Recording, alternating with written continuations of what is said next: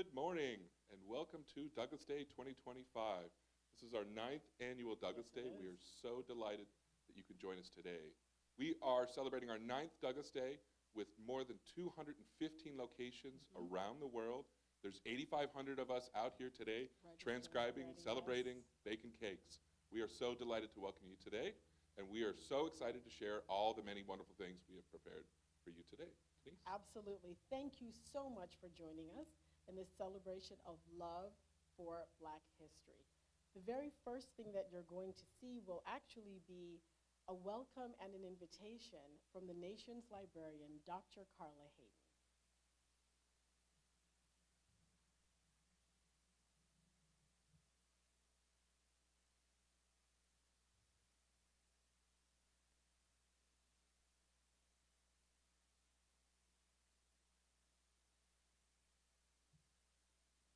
As we get the video up and running, we're going to give you a slight preview. We hope that everybody is posting photos of your birthday cakes and posting on Instagram and Blue Sky using the hashtag Douglas Day. We'll say more about that momentarily, but please share photos of where you're at, who you're with, the cool things that you're doing. We know that there are so many people out there having a really fun time already out there in the world. Thank you for joining us. We know you could be doing just about anything else this morning, but the fact that you're here with us with around 9,000 of our close friends and associates means a lot.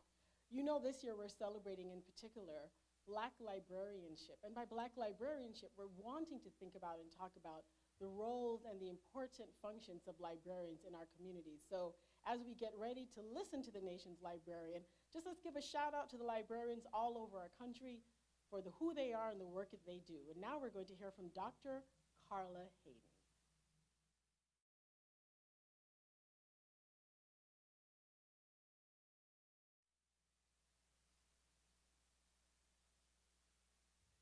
14th Librarian of Congress, and I'm happy to celebrate Douglas Day with all of you.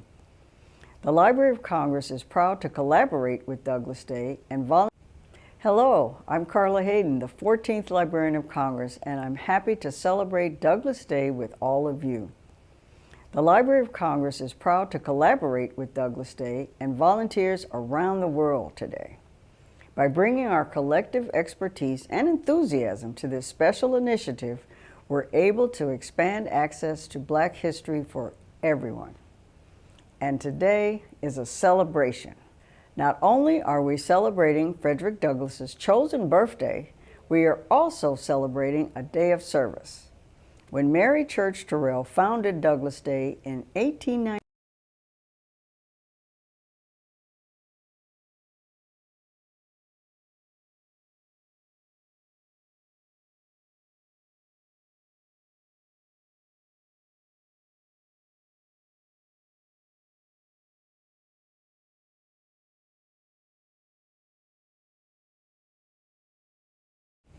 Hello, I'm Carla Hayden, the 14th Librarian of Congress, and I'm happy to celebrate Douglas Day with all of you.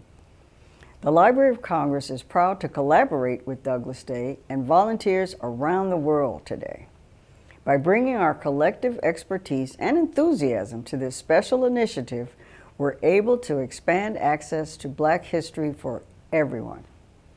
And today is a celebration. Not only are we celebrating Frederick Douglass's chosen birthday, we are also celebrating a day of service. When Mary Church Terrell founded Douglas Day in 1897, she described it as a way, quote, to honor the memory of one of the greatest men this country has ever produced. And this year, to honor that memory, both Douglas Day and my colleagues here at the library invite you to transcribe parts of the African American Perspectives collection. This unique collection from our Rare Book and Special Collection Division features sermons on political activism, congressional speeches, letters advocating for abolition, and even materials about Frederick Douglass and his legacy. Our overarching vision here at the Library of Congress is that all Americans feel connected to us. Nothing could embody this spirit more than collaborating with both the Douglas Day organizers and the thousands of volunteers who make this day of celebration possible. Happy birthday, Frederick Douglass, and happy Douglas Day to all of you.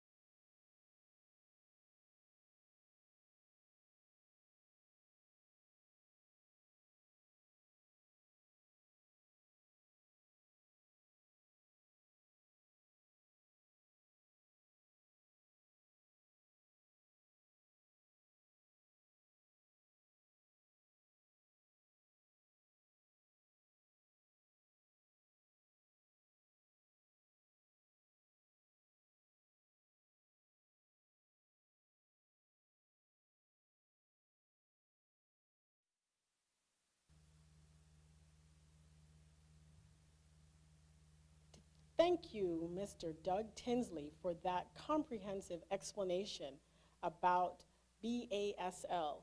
Again, with part of our focus on librarians, we want to make sure that we expand access to as many people as possible. So we make sure, just as the librarians and the educators and activists in our community do, that everyone can access the information that we want to share and celebrate with us together. So the very next person that you're going to hear from is Reverend Dr. Andre Johnson. Dr. Johnson is going to give us an ecumenical blessing in the spirit of Douglas Day. And this will be shared with us so that we can all enter into this collectively, appropriately, and in order. Please do join us as we listen to Dr. Johnson. The very next person you will hear after Dr. Johnson is Dr. Clay Colmon, who will lead us in singing of Lift Every Voice and Sing, which, as we know, is one of the ways that African Americans have celebrated important events for decades. Dr. Johnson?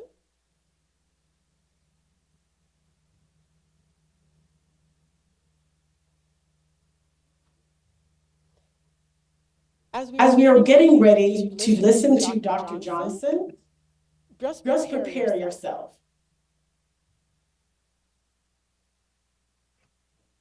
Thank you, Denise, and thank you, Douglas Day, for giving me an opportunity to share on this morning.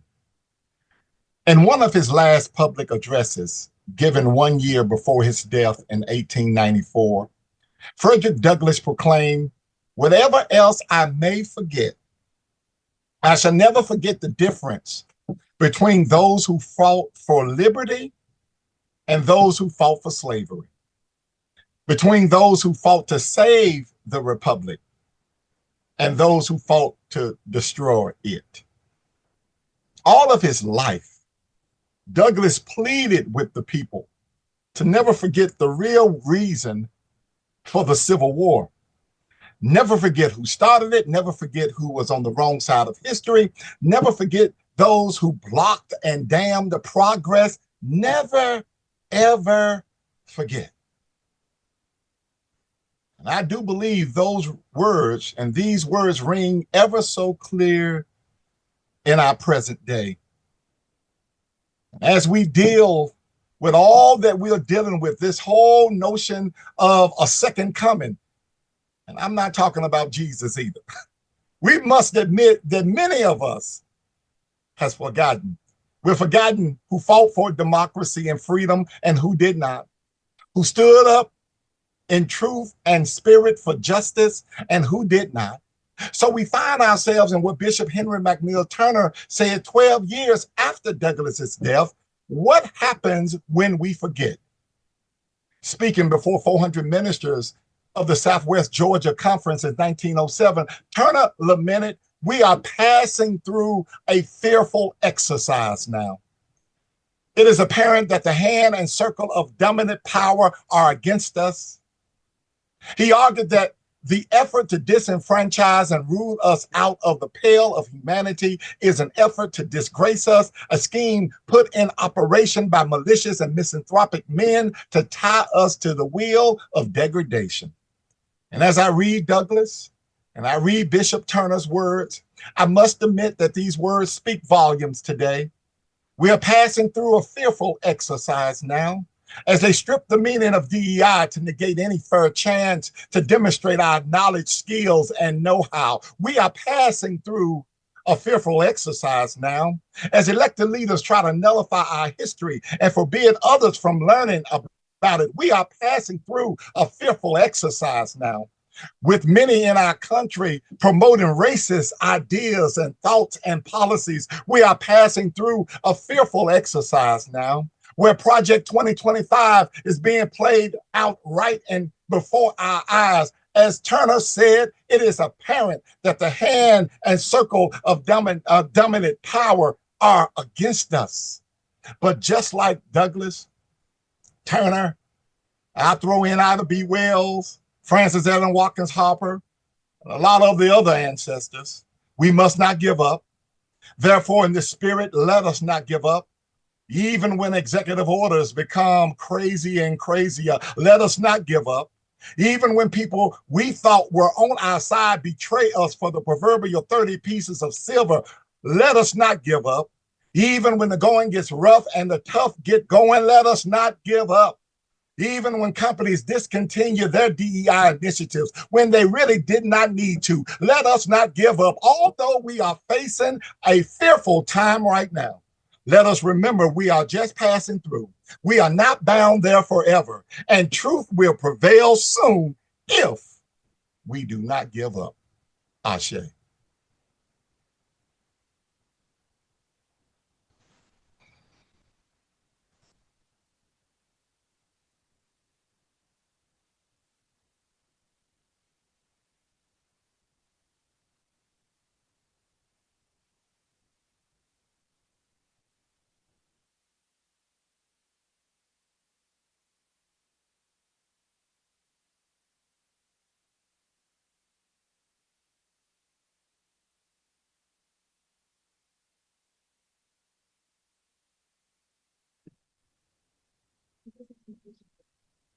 And now we're going to welcome Dr. Clay Colmon to direct us, to lift us, to guide us, to lead us in singing Lift Every Voice and Sing. Clay?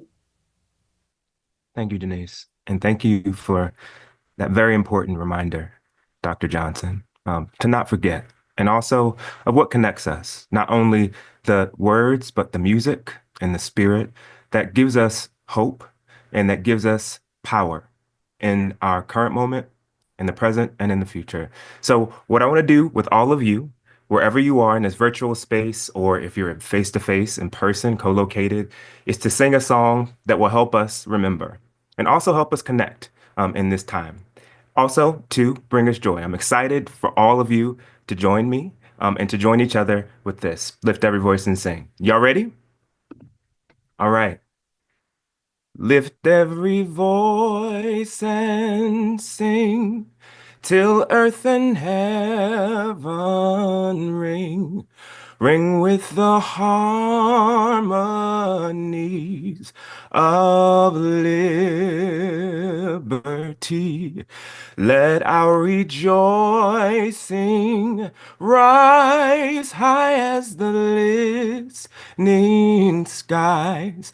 Let it resound loud as the rolling sea.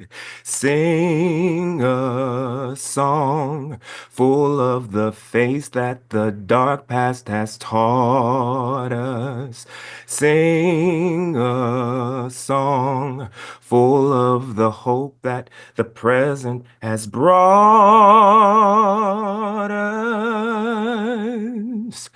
Facing the rising sun of our new day begun, let us march on till victory is won.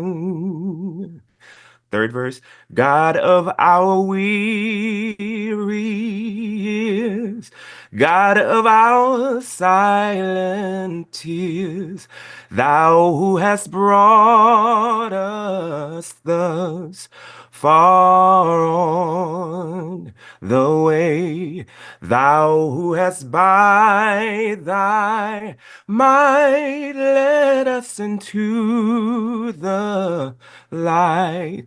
Keep us forever in the path, we pray, lest our feet stray from the places, our God, where we met thee, lest our hearts, drunk with the wine of the world, we forget thee. Shadowed beneath thy hand, may we forever stand, true to our God, true to our native land. Thank you all. Y'all sound beautiful.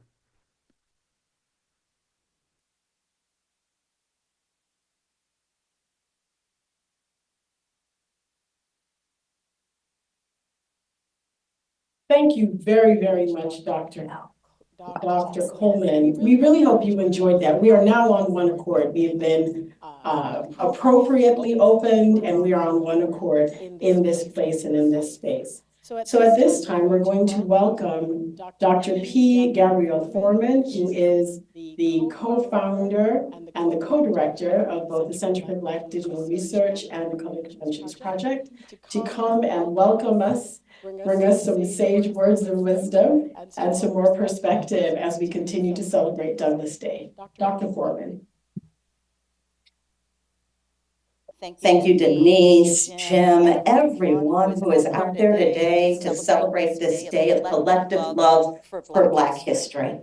We have the pleasure of hosting Douglas Day and the Color Conventions Project and the Black Women's Organizing Archive at the Center for Black Digital Research at Penn State University. We also want to shout out the University of Delaware, where we were founded. We know that you are also celebrating today.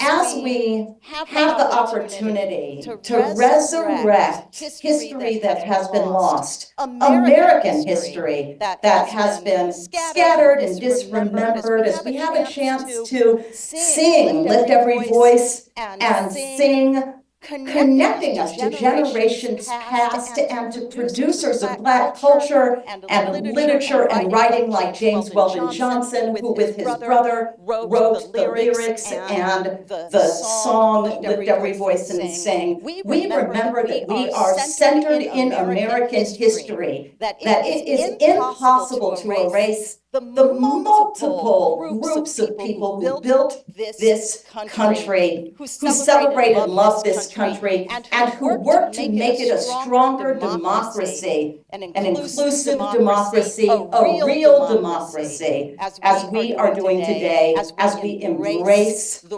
roles of producers and preservers of historical records and the word.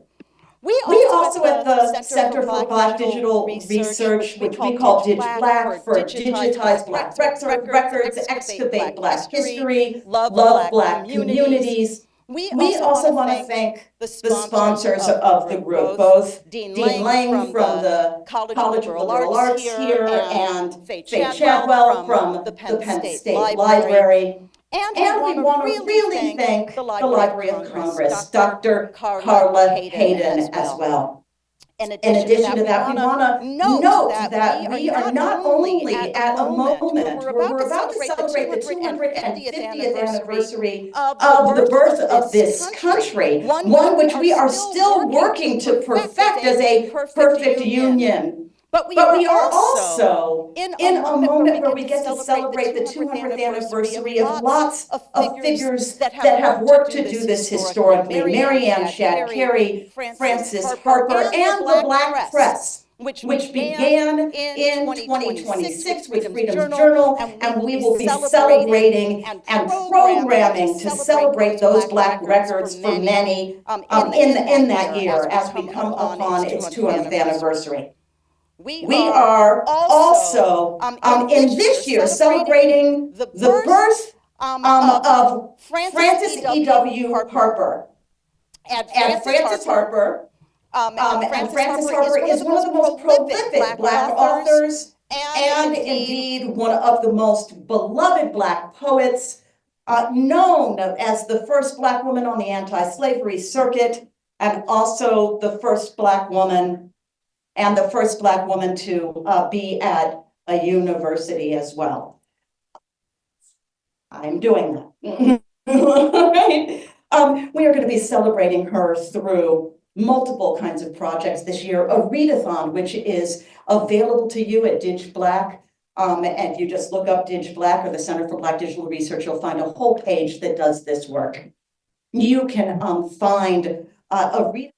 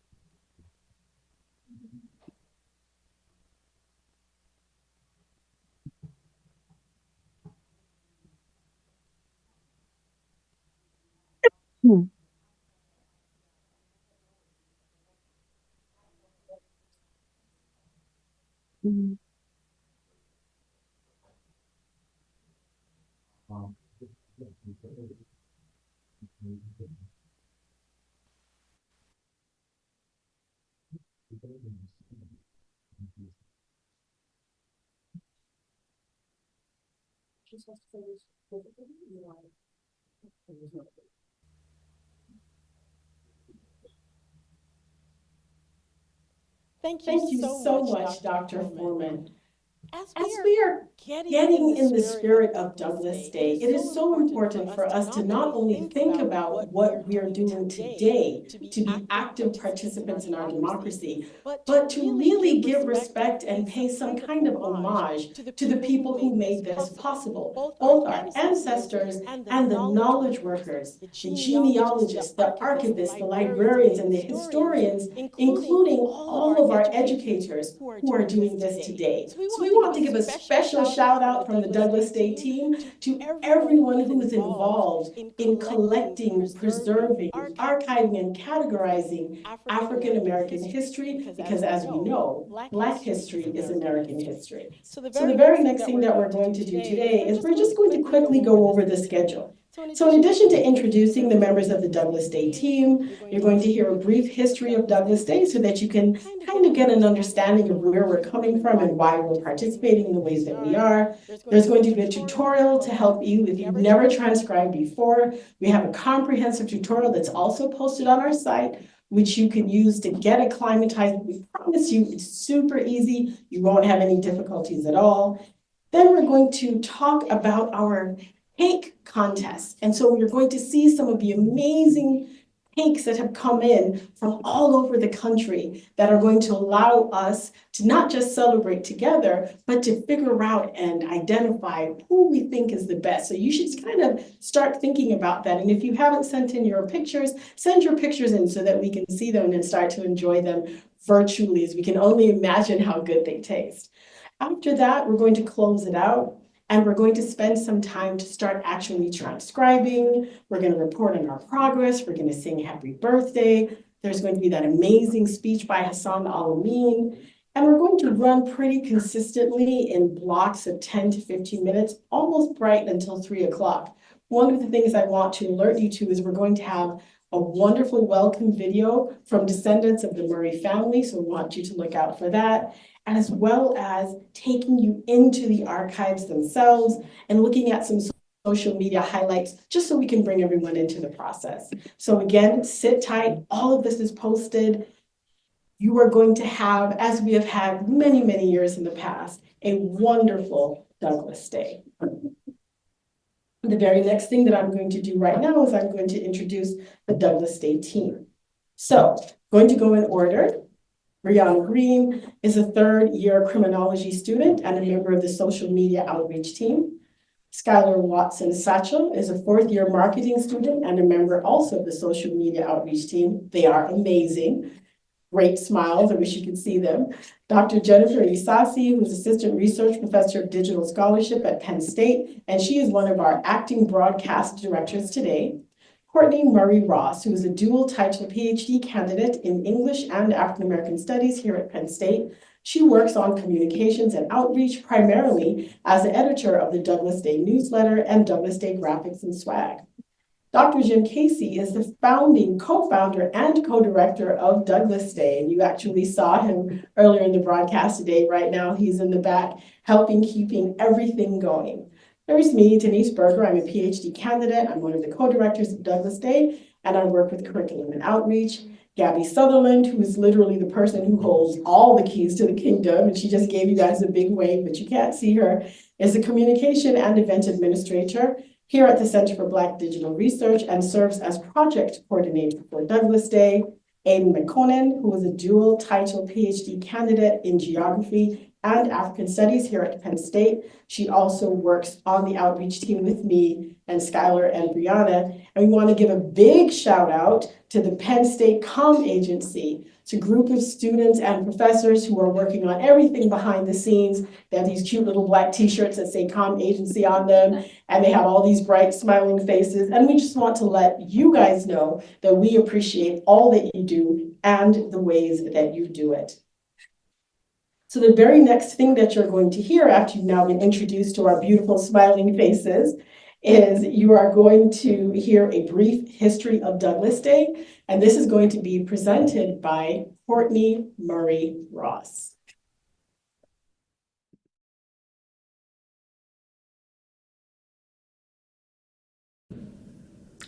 Welcome to Douglas Day 2025, and we are very happy to have you all here to transcribe the African American Perspectives collection with the Library of Congress. Today, I will be sharing a little bit about the history of Douglas Day. Although Black churches began commemorating Frederick Douglass's birthday shortly after he died in 1895, to understand Douglas Day's rich history, we must recognize that Black women specifically created and sustained what we know to be Douglas Day today. It wasn't until 1897, with the recommendation of Mary Church Terrell at a DC school board meeting, that Douglas Day became a school holiday celebrated on February 14th and became the eventual predecessor to Negro History Week, later expanded to Black History Month by Carter G. Woodson. This genealogy of a holiday dedicated to Black history owes its creation and growth to the activism and labor of Black women like Terrell and Anna Julia Cooper.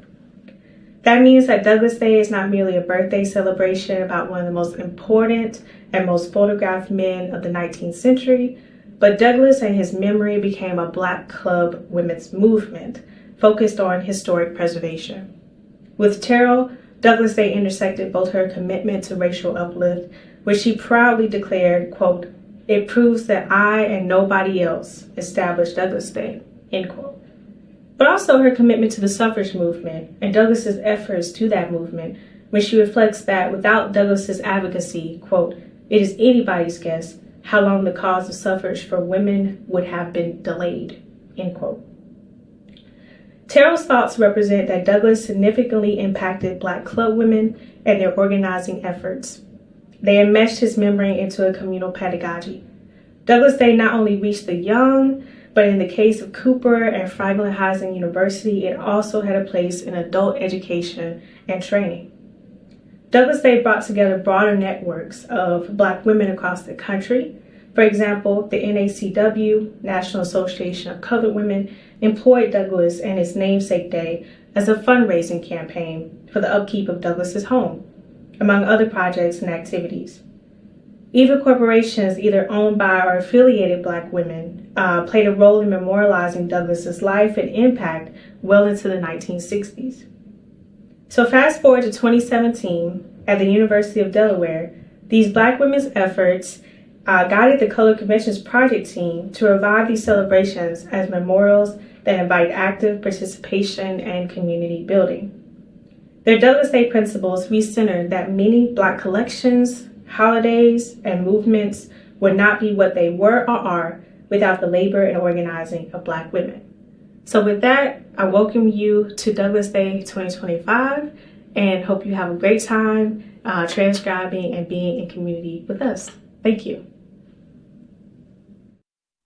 Thank you so much, Courtney. That was amazing. I know for some people, this is a recap of information that you may have already known, but I know for others, this is the first time that you're actually hearing in such detail about Douglas Day. And I hope it makes more sense now why we decided to resurrect this Douglas Day holiday and invite you all to join us to come and celebrate. So in the next couple of minutes, just want to take some time to explain to you how we came up with this year's theme for Douglas Day. And the theme, which I suspect all of the teachers and students who are participating in Douglas Day might already know, is "You Make History." So as transcribers, we know that it is literally true that you make history because by transcribing primary documents, you are making them accessible to people who can log on to their devices and read the thoughts of a person or people who lived literally hundreds of years ago. After documents are transcribed, anyone can read for themselves what people thought, what their experiences were, how they felt about the world and their places in it. So by transcribing today, you are making history. But that's always true of transcribing, so why make a point of the obvious? Well, have you ever wondered who collected the information which exists in the books that we read? In the computers that we use? Who made the decisions about what was important or how to collect it or how to organize that material and why? It seems obvious that somebody did it, right? But do we ever think about how important those people are? And those people are librarians and researchers. Do we ever think about how important libraries are? Can you imagine how different the world would look if librarians, archivists, historians, the people who spend a lot of time thinking about and working with books and information, what would the world look like if they did not do what they've already done? So as we worked on this year's Douglas Day, we wanted to center the work of 19th century African-American librarian Daniel Murray, who was employed at the Library of Congress. Murray assembled the first comprehensive bibliography of Black authors and Black texts. Right behind him came the contemporary Black librarian Dorothy Porter Wesley, who was a former director of the Moorland Spingarn Library at the Howard University in DC, who transformed the Dewey Decimal classification system by desegregating the ways that information was organized. We wanted to talk about Daniel Murray and Dorothy Porter Wesley because without the both of them, we would literally not have the books, the articles, the magazines, the musical scores, history, sermons, and the material culture that form the archives of Black history, which would mean that American history, world history, would be deficient and diminished. So Murray and Porter Wesley in particular, because of their work, ensured that we would have the archives from which we in turn are able to make history today. So if you live in a neighborhood, which is just about everywhere in America, and you have a local library, go into your library. If you don't have a library card, fill one out. It's free.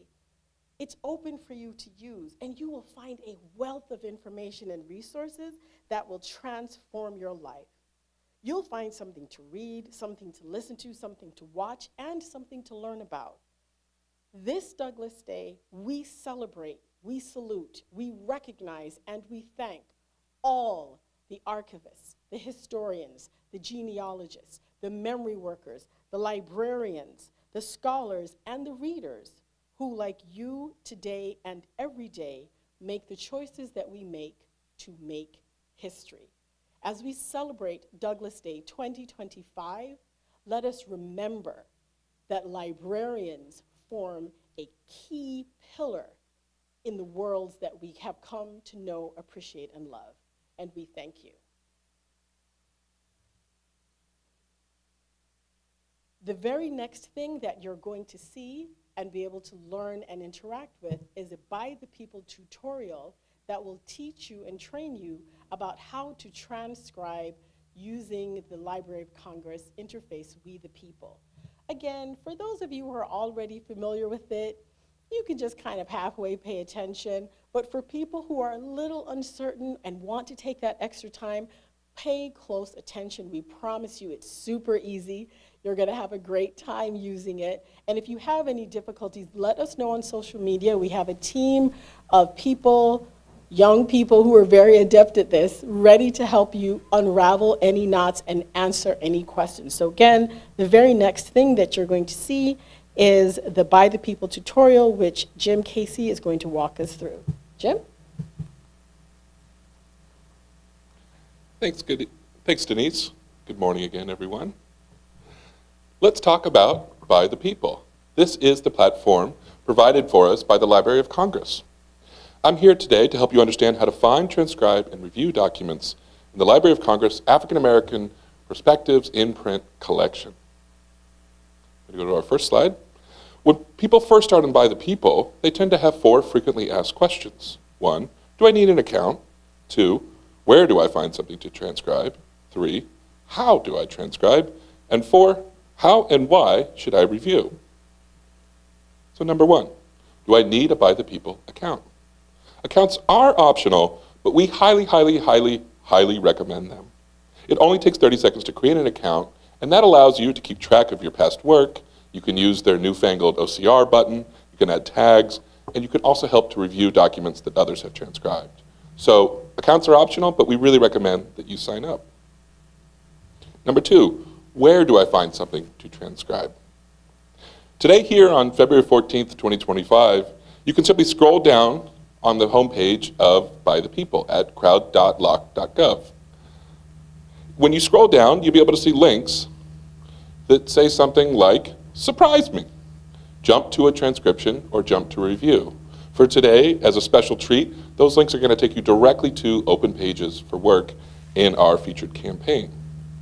But if you'd like to browse the many wonderful things that we can find from the riches of the Library of Congress, you can scroll down to the African American in Perspectives collection to see a little bit something more.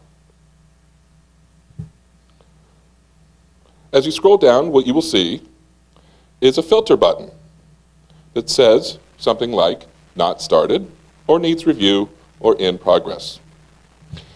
And you can probably find your way already, I expect many of you have, but we know that with 8,000, 9,000 of us clicking around on the site today, these filters are going to help us all to find our way among the maddening crowd. So once you go ahead and click a filter, say for example, not started, the page will reload, and you can scroll down again to see groups of documents with not started pages.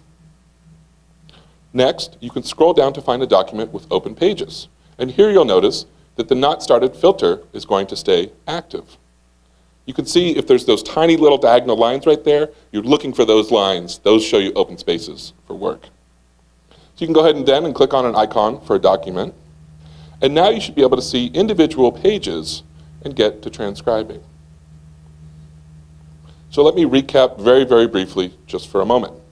How do I find something to transcribe? Where do I go to look? Option 1, use the links for surprise me. Option 2, filter for not started, or in progress, or needs review, and then browse through the folders, documents, and pages. We think this is a fairly easy platform to use. We admire all the hard work to make it intuitive, but we wanted to at least give you a map as you go there.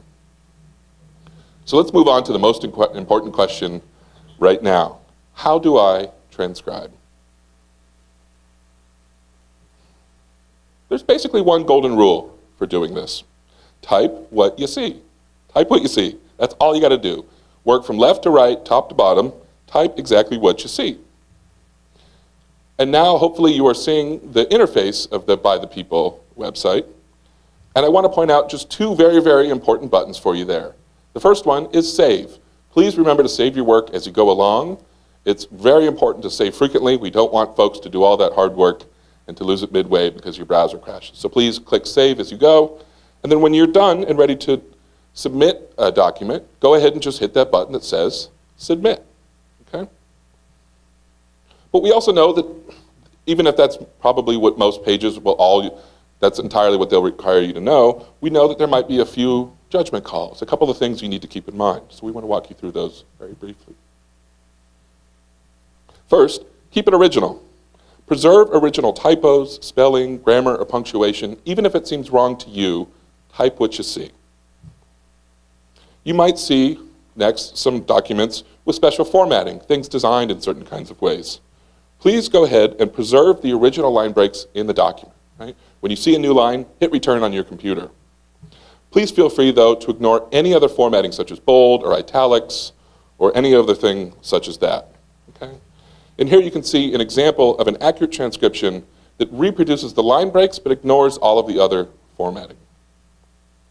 There is one small caveat we will say, which is that if a word on our next slide is broken across a line break, you can go ahead and put that word back together. The goal here, of course, is to make these materials easy for folks to search on the Library of Congress website.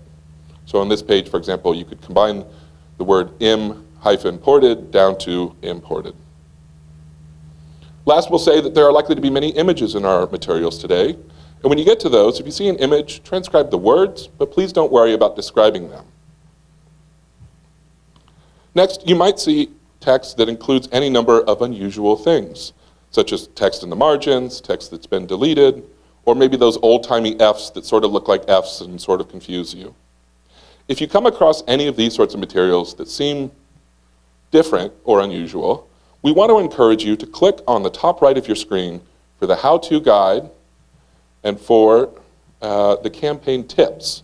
Both of these are going to allow you to see in the moment in the browser where you're working all kinds of instructional material that the Library of Congress folks have provided for us. They're really, really helpful. We encourage you to spend just a quick second looking over those.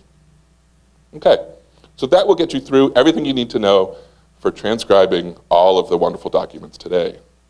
But once a page has been transcribed, the review process is crucial for us to ensure the accuracy of the materials. Every page needs a second set of eyes. The system works where one of us will transcribe and another needs to go in and help to review and ensure the accuracy. This allows the materials to be published on the Library of Congress website. So keep in mind, transcribing really helps and makes a big difference, but reviewing helps make it count. It also lets us see our collective work in action. It's fun to see the work that other people have done. And this method is fairly simple. You just need to go line by line and compare the image to the transcription. It's just that simple. If you see changes, click Edit. If it looks good, click Accept. And as always, of course, please make sure to save your work frequently as you go along. So that's going to cover the basis of most of the things that you might do today. If you ever want help, we really encourage you to look at the campaign tips and the how-to guide on the Library of Congress website. You can also go to douglasday.org and find a number of resources that we have provided for you, including tutorials and including a page that you can print out that gives you all of this information boiled down to be able to print front and back on a single sheet of paper. If still you run into any kind of difficulties, our teams are standing by on Instagram and Blue Sky and YouTube to respond to your comments as quickly as humanly possible. Give us some patience, of course, as we get to everything. We are a small but mighty group, but we are hopefully able to help you here to make history. And we really want to leave you with that. Today, you are literally changing the archives of history. You are literally helping us to understand new versions of these histories. And we hope that as you immerse yourself in these materials, that you'll have a chance to share it with the people sitting next to you. You'll have a chance to share it with people this weekend as we celebrate this important holiday in these times. So we want to thank you for all of your transcription energies, for all of your reviewing energies, and we look forward to seeing you on By the People. Denise? Thank you so much, Jim. Right now, we are going to go ahead and get a check-in from Gabby, who is going to give us an update on the cakes. There have been several people who have been submitting amazing pictures and all kinds of awesome images of the things that they've been creating. And so what we're going to do right now is just get an update from our team member extraordinaire, Gabby Sutherland, who's going to tell us just what's been going on and ways that you too can participate in the bake-off. Gabby? Hi everyone, happy Douglas Day. We're already seeing some really incredible cakes. You're really outdoing yourselves, keep them coming. If you want to submit on Blue Sky and Instagram, hashtag Douglas Day. We're really excited. Picking a winner is going to be really hard this year, guys, so thanks for making it difficult. Thanks, Gabby. Excellent. So you know we're now at the most important part, for real, right? We have all of this information. We've done the tutorial. You've been welcomed. We sang Lift Every Voice and Sing. Dr. Johnson opened us with a fabulous prayer. You know about Douglas Day, and you know about the history. We're clear about what we're doing. We are making history by transcribing. Now, you're going to see some amazing things. We've been talking about them on social media, but now you're ready to actually dive into the archive. So let's go ahead and get ready to do that. So we're going to close out this live stream. We'll just have some music and some stuff going, as we always do, but now it's time to transcribe. If you have any questions, do not hesitate to reach out to us on the socials, because we are here and ready to assist you in any way, shape, or form that we can. But right now, let's get ready to transcribe. We'll be back at 1 o'clock.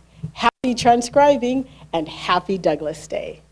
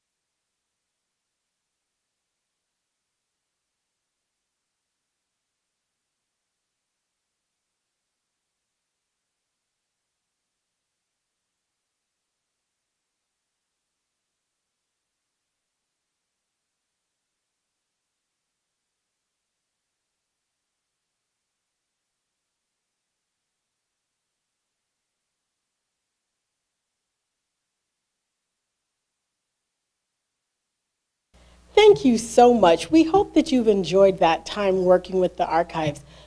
When you are finding something interesting and you want to share it with everybody, put that on Blue Sky. Post that in the comments on YouTube. Let us know what you found. Have you found something interesting? Did you learn something that you didn't know before? Are you thinking about something differently? What has your experience been working with these archives, working with this collection that was started and fleshed out by Daniel Murray literally in 1899? Post, let us know what's going on.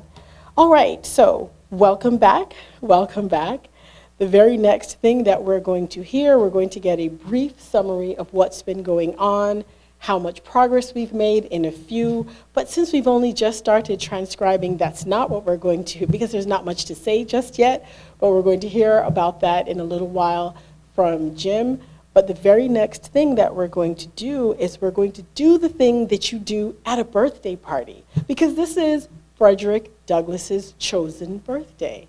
And so we're going to once again invite Dr. Clay Colmon to come forward and to lead us in the singing of Happy Birthday. Now, y'all, it's a birthday party. That means we're going to sing. We are going to sing with Dr. Colmon as we celebrate Frederick Douglass's birthday together. Clay? Denise. And you're right, it is a party. And a birthday wouldn't be a birthday without singing a birthday song. So what we're going to do, in the spirit of being open and connecting in all different ways, we're going to sing two different birthday songs. We're going to sing the one that is the quote unquote traditional birthday song, right? But then we're going to sing a birthday song that's differently traditioned, right? The birthday song that we all know from Stevie Wonder. So we'll start with the first one. And you may hear a little 10-month-old under me singing along with me. So you're in good company. All right, you ready? Happy birthday to you. Happy birthday to you. Happy birthday, dear Douglas. Happy birthday to you. All right. All right. Now we're going to turn the party up a little bit and we're going to sing the Black birthday song. Happy birthday to you. Happy birthday to you. Happy birthday. Happy birthday to you. Happy birthday to you. Happy birthday. Happy birthday. Happy birthday. Happy birthday. One more time. Happy birthday. Happy birthday. Happy birthday. Happy birthday to you. Come on, clap. Happy birthday to you. Happy birthday. Happy birthday to you. Happy birthday to you. Happy birthday. Happy birthday, Douglas. Thank you all for joining me. Thank you so much, Clay. That was amazing. That was amazing. Really, really do hope that all over you joined in with us to celebrate Frederick Douglass's birthday today, Valentine's Day, on his chosen birthday. Now, the very next thing we're going to hear is something very, very special.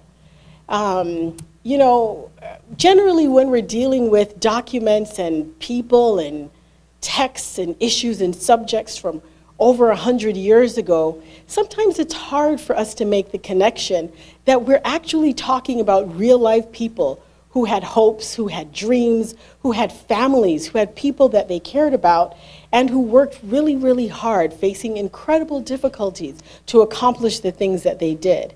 And so I suspect you might know that I'm talking about Daniel Murray in particular right now, Daniel Murray and his wife, Anna Evans Murray. Now, every year we try very, very, very hard to make sure that we recognize and we honor any living descendants of the historic figures that we center.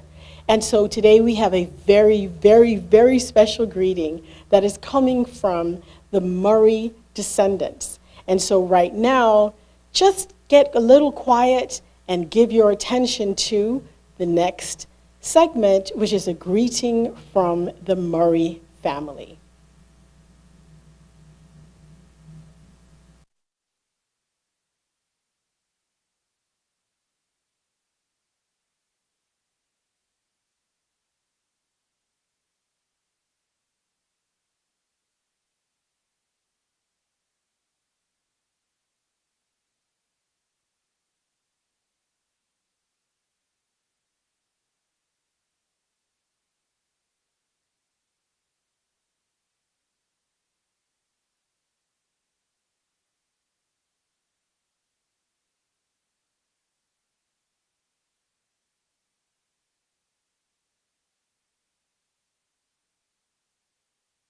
My name is Gregorio Lopez-Bondi, and I'm delighted to be here. I am the great-great-grandson of Daniel Murray and Anna Evans. Today, thanks to technology, we are also joined by Daniel Murray's granddaughter, great-granddaughters, and great-great-grandchildren who are watching this live, and we are immensely grateful for the work being done to continue and recognize his legacy. I first learned about Daniel Murray in high school, thanks to a project focused on the legacy of our ancestors.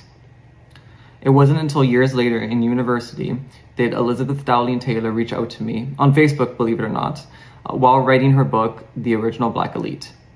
In writing her book, Beth Taylor taught us about Daniel's role as assistant librarian at the Library of Congress, where he curated the very first bibliography of African American literature at the library. Daniel Murray dedicated much of his life to preserving, collecting, and sharing African American voices. Today, his mission is more important now than ever. Daniel and his wife, Anna Evans, dedicated their lives to these endeavors. Their dedication to education and learning are values that my family to this day hold very dear. The discrimination and unjust firing Daniel suffered on account of his race limited the potential he was able to achieve. However, he did build the building blocks that make today's studies of African American literature and history possible. His son Harold, my great-grandfather, recognized the limitations of racism for the time period in his home country. During that period, he left and found new opportunities. In Mexico, he founded a business and found personal success in a country that could look beyond the color of his skin. We are here today because of him. Thank you again for all the hard work you are all doing. On behalf of the descendants of the Murray family, we are grateful to welcome you to Douglas Day 2025.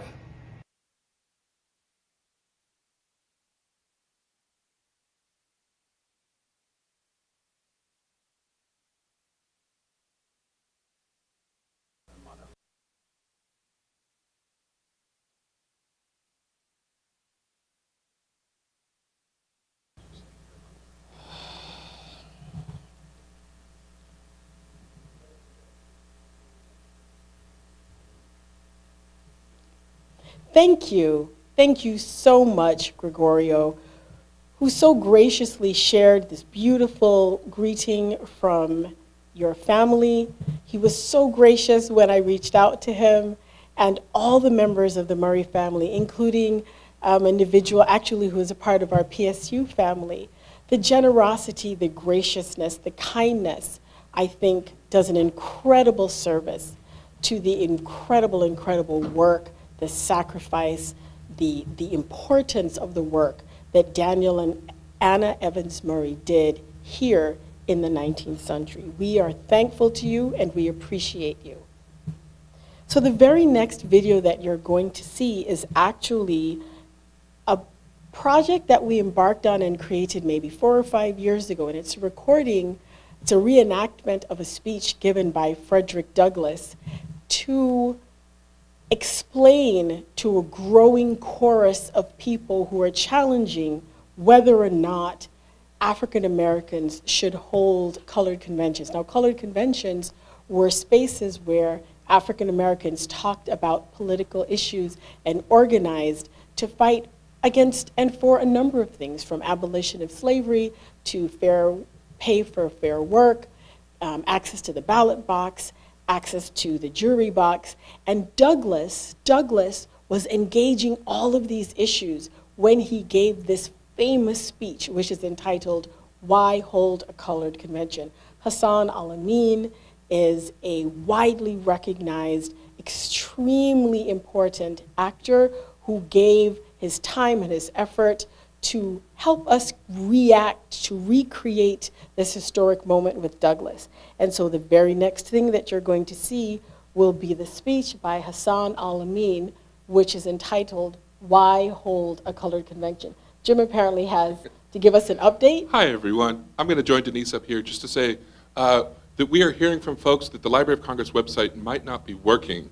The problem is that you all are too wonderful, and all of your wonderful transcribing, I think, has caused some traffic issues that we think that the Library of Congress folks are working on right now to actively resolve.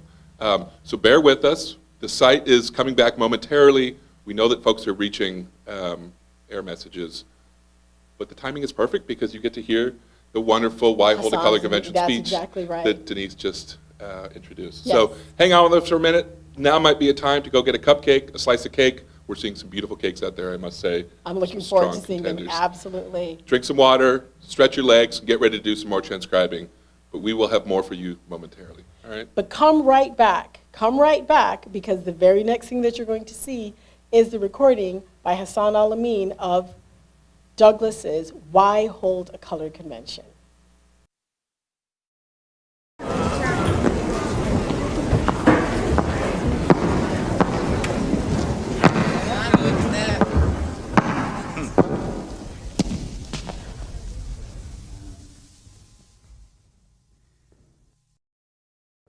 Fellow citizens, charged with the responsibility and doing what we may to advance the interests and promote the general welfare of a people lately enslaved, and who, though now free, still suffer many of the disadvantages and evils derived from their former condition, not the least among which is a low and unjust estimate entertained of their abilities and possibilities and their value as citizens of the Republic.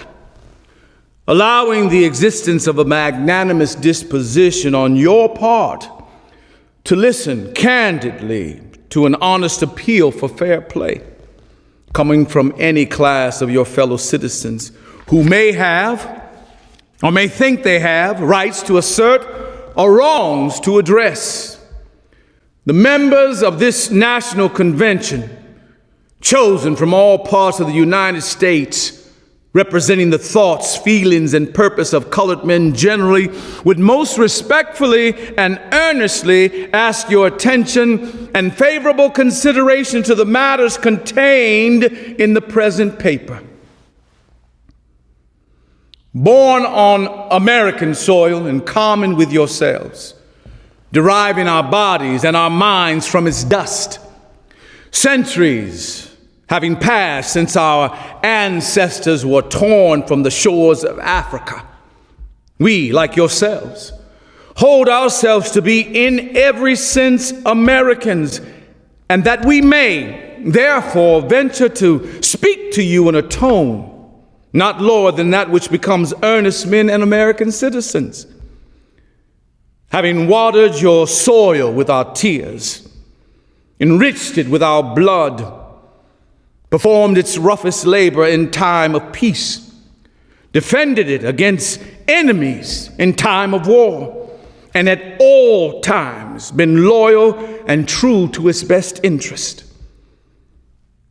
We deem it no arrogance or presumption to manifest now a common concern with you for its welfare, prosperity, honor, and glory.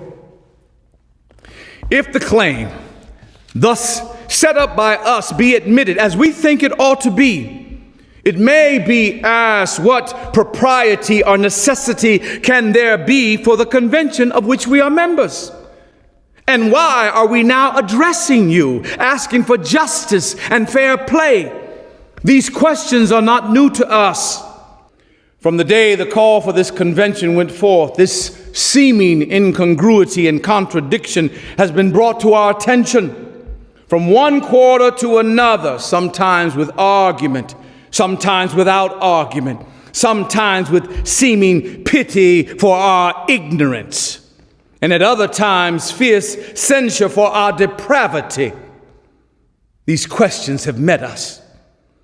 With apparent surprise, astonishment, and impatience, we have been asked, what more can the colored people of this country want than they have now? And what more is possible for them? It is said that they were once slaves, they are now free. They were once subjects, they are now sovereign. They were once outside of all American institution. They are now inside of all and are a recognized part of the whole American people. Why then do they hold colored national conventions and thus insist upon keeping up the color line between themselves and their white fellow countrymen? Happily for us and for the honor of the Republic, the United States Constitution is just, liberal, and friendly. The amendments to this instrument, adopted in the trying times of Reconstruction of the Southern states, are a credit to the courage and statesmanship of the leading men of that crisis. These amendments established freedom and abolished all unfair and invidious discrimination against citizens on account of race and color, so far as law can do so. In their view, citizens are neither black nor white, and all are equal. With this admission and this merit of reproof to trimmers and traitors, we come again to the question, why are we here in this national convention? To this we answer, first, because there is power in numbers and in union. Because the many are more than the few. Because the voice of a whole people oppressed by a common injustice is far more likely to command attention and exert influence on the public mind than the voice of single individuals and isolated organizations. Because coming together from all parts of the country, the members of the National Convention have the means of a more comprehensive knowledge of the general situation and may, therefore, fairly be presumed to conceive more clearly and express more fully and wisely the policy it may be necessary for them to pursue in the premises. Because conventions of the people are in themselves harmless, and when made the means of setting forth grievances, whether real or fancied, they are the safety valves of the Republic, a wise and safe substitute for violence, dynamite, and all sorts of revolutionary actions against the peace and good order of society. If they are held without sufficient reason, that fact will be made manifest in their proceedings, and the people will only smile at their weakness and pass on to their usual business without troubling themselves about the empty noise they are able to make. But if held with good cause by wise, sober, and earnest man, that fact will be made apparent, and the result will be salutary.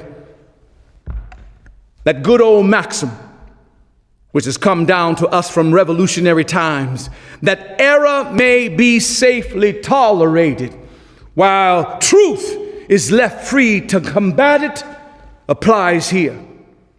A bad law is all the sooner repealed by being executed, and error is sooner dispelled by exposure than by silence.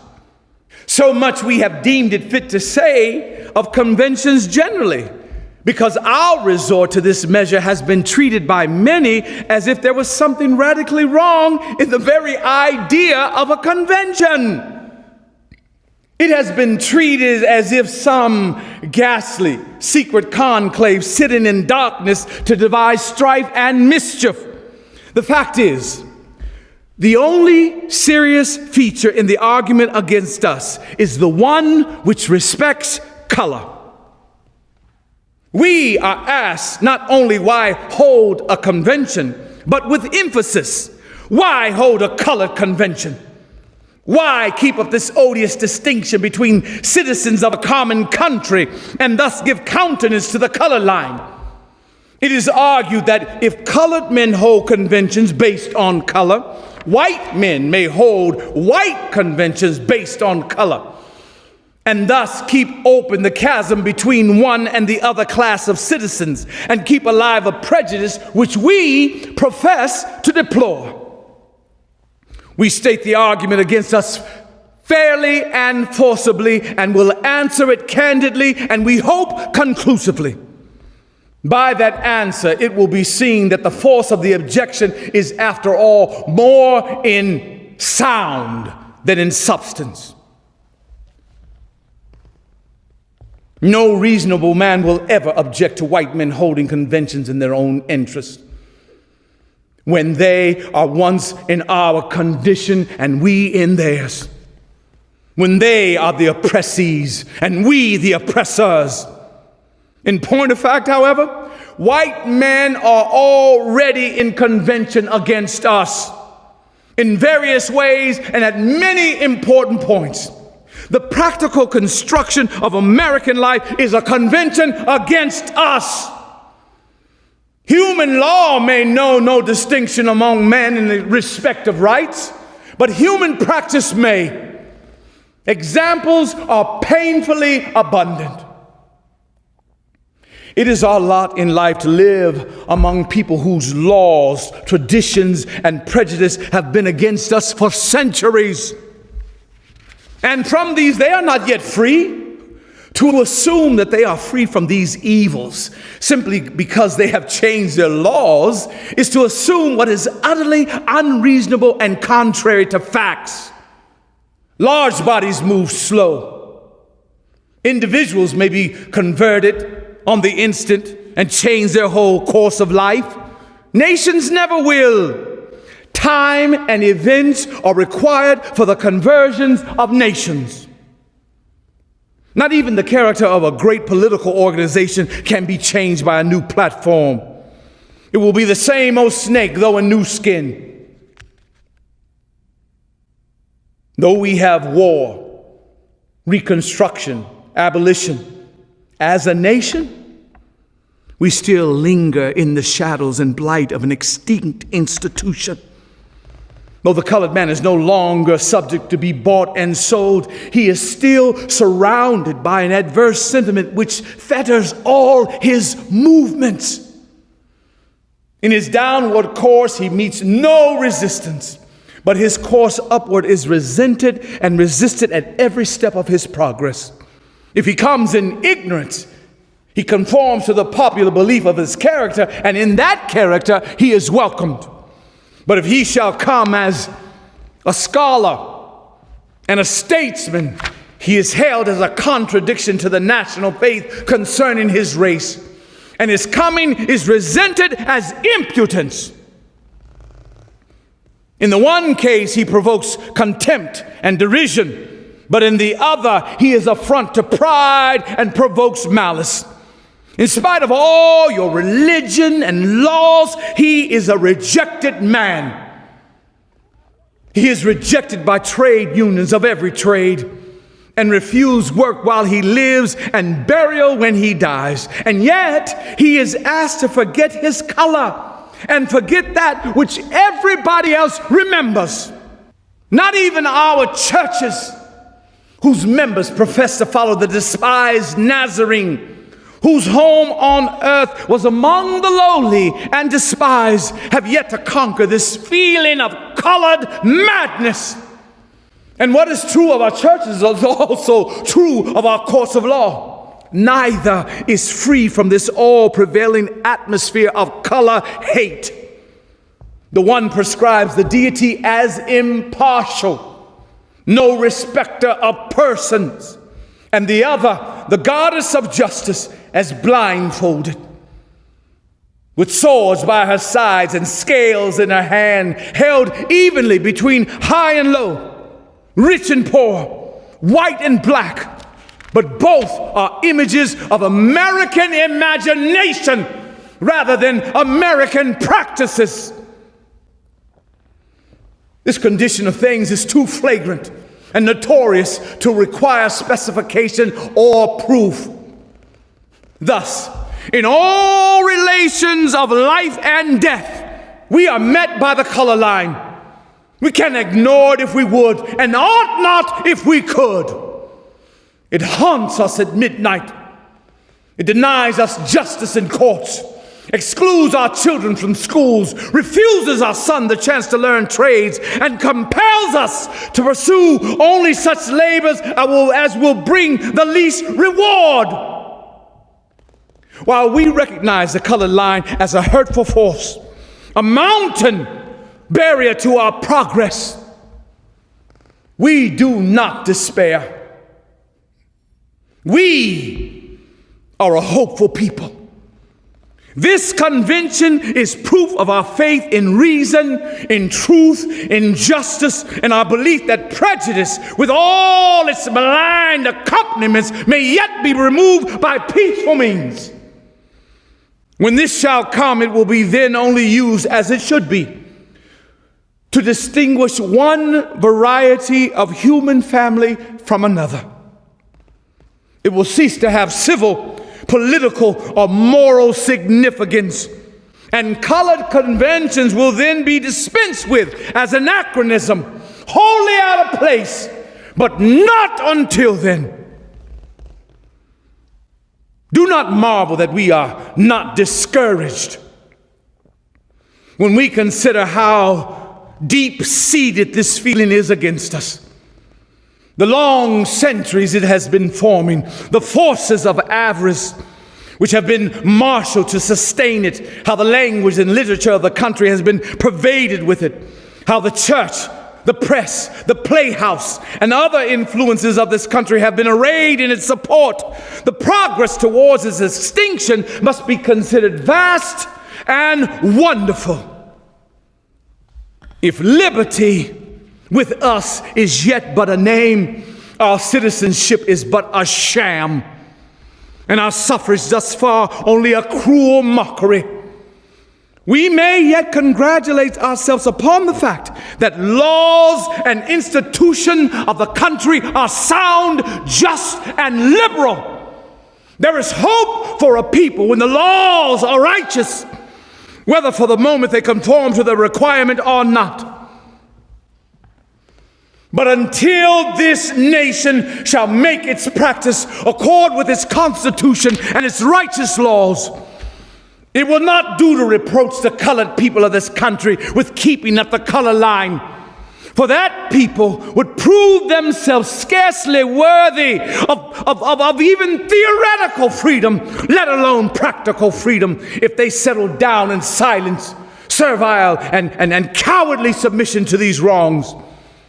They are bound to hold conventions in their own name and on their own behalf, to keep up the grievances before the people and make every organized protest against the wrong inflicted upon them within their power. Who would be free themselves must strike the blow. We do not believe, as we are often told, that the Negro is the ugly child of the national family. And the more he is kept out of sight, the better it will be for him. You know that liberty given is never so precious as liberty sought for and fought for. The man outraged is the man who makes the outcry. Depend upon it. Men will not care for a people who do not care for themselves.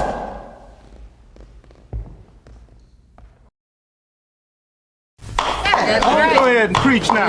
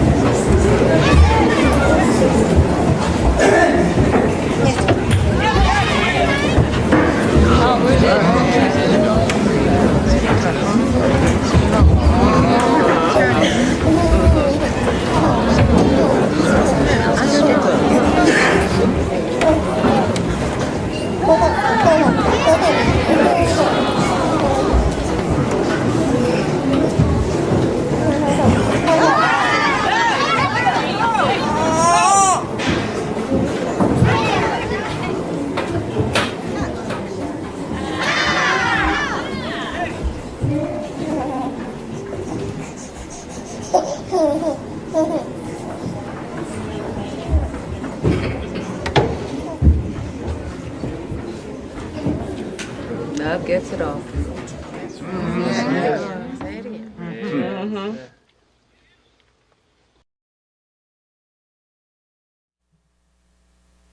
Thank you so much, Hassan El-Amin, for bringing us into this moment, into that time, into that room with such power, force, and eloquence.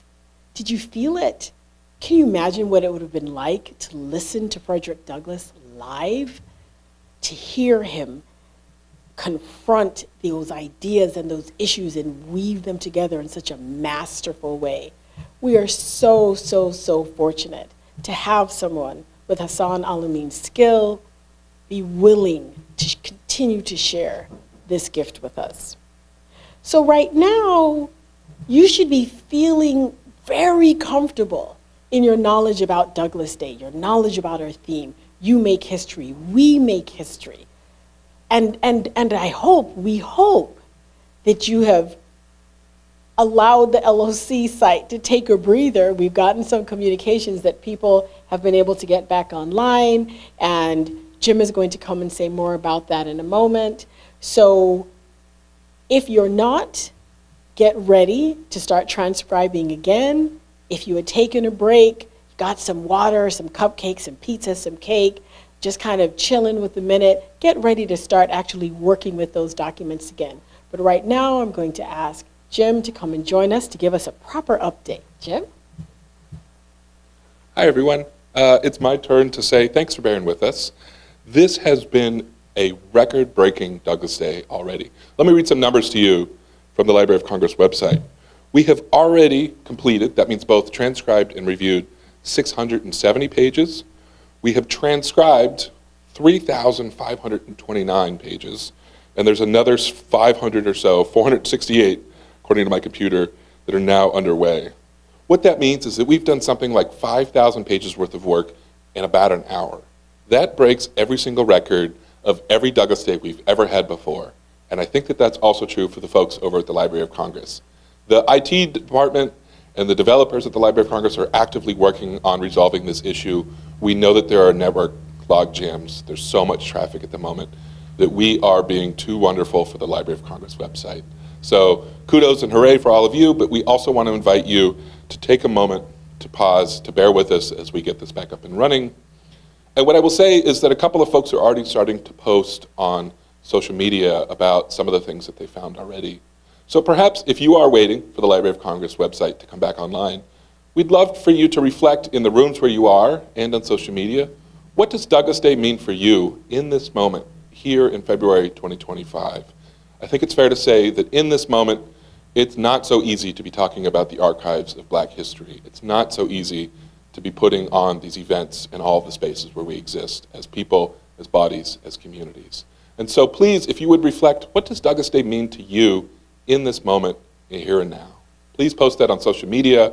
If you want, sit back and talk with folks next to you in the rooms where you are as you have a slice of cake. We'd really love for you to reflect on that while we're working and waiting and cheering on our folks over in the IT department at the Library of Congress. So just to recap, you all are breaking new records, which is wonderful, but you've also broken the Library of Congress website. So we're going to be back up on our feet all across the board very, very soon. They are actively working on it.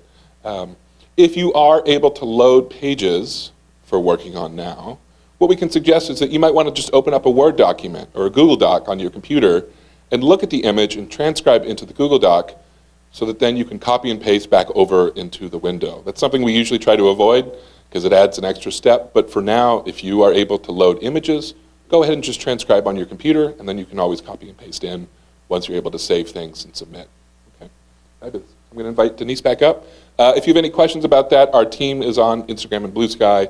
We are actively monitoring questions as well on the YouTube comments. Thanks, everybody. Thanks, Jim. Kind of amazing, right? That we've come together with such energy and interest and dedication and force that we did something we've never done before, and we actually didn't think was one of the reasons that we worked with the Library of Congress is because they have a much more robust site and a server to handle the volume. But we have proven once again that when we participate on one accord, we're able to do amazing things. So again, take this time. If you haven't taken a break, this could be a good time to take a break. If something struck you as interesting and you're like, I think I want to learn more about Daniel Murray, then why don't you Google Daniel Murray? There's an incredible book that was written by Elizabeth Dowling Taylor that Gregorio Bondi talked about in his presentation. That book is still available. You could learn about Daniel Murray and the class of people from which he came. They're in Washington, D.C. You can learn about his wife, Anna Evans Murray. You can Google Dorothy Porter Wesley and start to learn more about this amazing African-American woman librarian who was the director of the Moorland Spingarn at Howard University in D.C. and literally transformed the Dewey Decimal System, making it possible for works by African Americans to be compared and categorized with other works by all the other people on the planet, because the goal, again, is to have a complete record, to have a complete history. And as a consequence of her work, which transformed the Dewey Decimal System, this became the foundation for correctly categorizing the works of all the other people on the planet who are not white. And so as a consequence, human beings and the work that we produce has become part of the record of history. And so you can look up Dorothy Porter Wesley and learn more about her. You can look up the book that was written by Dr. Janet Sims Wood that documented her work and her life as a librarian when she was the director of the Moorland Spingarn. Again, if you don't know where your local library is, do a Google search. Where is your local library? Go on their website. What are some of the resources that they have? Do you have a library card? You know you should have a library card, right? Make a date with a friend or a family member to decide to go. Go to the library. Go check out what they have going on. There are all kinds of resources that we actually pay for with our tax dollars. There are computers, there are classes, there are people who can help you research. If you have access to a school library, you should go say hi to your librarian or write them a note and let them know you appreciate them. For the people who are genealogists and memory workers, you should feel very, very special today, because we want everyone to know how important you are and how important the work that you do is. So as we are working through Douglas Day becomes an opportunity for us to interact more meaningfully with the people that we know and the people that we want to get to know, with the information that we know and the information that we are still learning. So in the spirit of thinking about and celebrating the work of librarians, we're going to go ahead now and introduce you to this next interview with Dr. Janet Sims Wood. Now, Dr. Janet Sims Wood is a former director of the Moorland Spingarn Librarian, again at Howard University in DC, and she has written, as I referenced, a book, the only known book on Dr. Porter Wesley. This interview that Dr. Sims Wood very graciously consented to gives us an opportunity to not only learn about Dr. Porter, but why the work that she did was so very important to us today. And again, there's an arc. It starts with Daniel Murray and it continues through Porter Wesley. Starts with the bibliography and continues with the transformation of the classification system of the information that we're talking about, literally of the history that we're making today. So the very next thing that you're going to see is an interview which I had the honor and the opportunity of having with Dr. Janet Sims Wood, as we talked about Dr. Porter Wesley, her legacies, why what she did was important, and why it matters to us today. So get ready, sit back. If you haven't already grabbed a cupcake, you might be a little late, or a piece of pizza, but if you do it real fast, you might just make it. And we're going to listen and learn from Dr. Janet Sims Wood. Dr. Janet Sims Wood for joining us for this afternoon as we celebrate Douglas Day.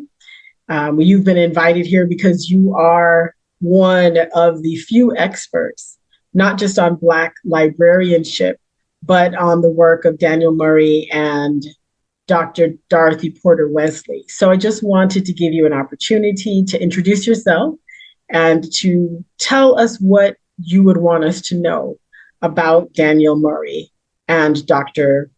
Porter Wesley. Okay. Good afternoon, everyone, and thank you for inviting me to be on the program today. My name is Janet Sims Wood, and I'm a retired Assistant Chief Librarian from the Moorland Spingarn Research Center at Howard University, which is where Dorothy Porter worked for many years. And so I've been in the field for over 50 years, and my specialty is African American women's history. And I enjoy working with students. I enjoyed working, doing the bibliographies that I did and the research that I did, but I especially enjoy working with the current scholars that are doing things in African American history, because, as you know, our history is trying to be erased, and we need to make sure that we keep this going, and for future generations of students and scholars who will be doing this research. Would you be able to tell us just a little bit more about Daniel Murray and his work at the Library of Congress? Okay. All right. Now, I wrote some things down, so I'll be looking at my paper from time to time. Yes, ma'am. Daniel A.P. Murray spent 51 years at the Library of Congress, and he left a legacy of race and important literary materials that document the lives and accomplishments of African Americans. One of the things that was done when he was at the Library of Congress, there was an exposition in Paris, and he provided the information, bibliography for that particular exhibition. He was a prolific writer.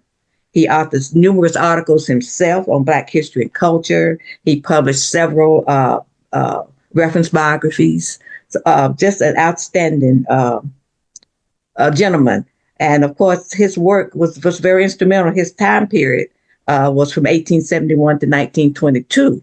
So he was one of the very, very first pioneers in getting this and doing African American bibliographies.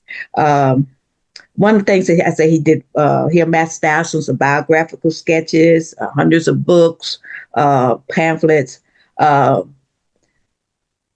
He was trying to publish this thing called Murray's Historical and Biographical Encyclopedia of the Colored Race, which was never published.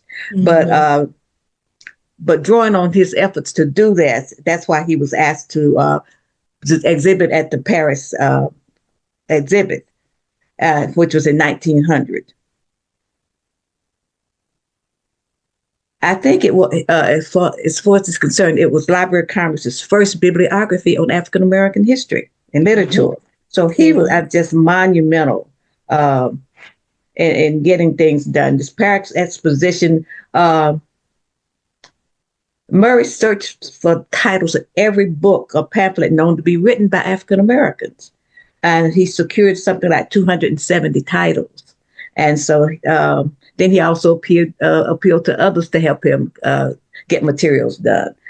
So it ended up being about 1,100 titles, 500 of which became part of this Negro literary display at the Paris exposition. I mean, he was just monumental. So he kept working after the Paris exhibit. So he kept working. And as a part of his legacy, 22 volumes of bound pamphlets were transferred to the Rare Book and Special Collections Division at the Library of Congress. And this collection comprises the current Daniel A.P. Murray pamphlet collection at the Library of Congress. That is exactly correct, yes. Yes, I mean, and again, when I came to Howard, I had not heard of him either, although I did work in a Black Studies collection at the public library. But again, he's one of those obscure people that people did not know about. That is correct, yes. Yeah.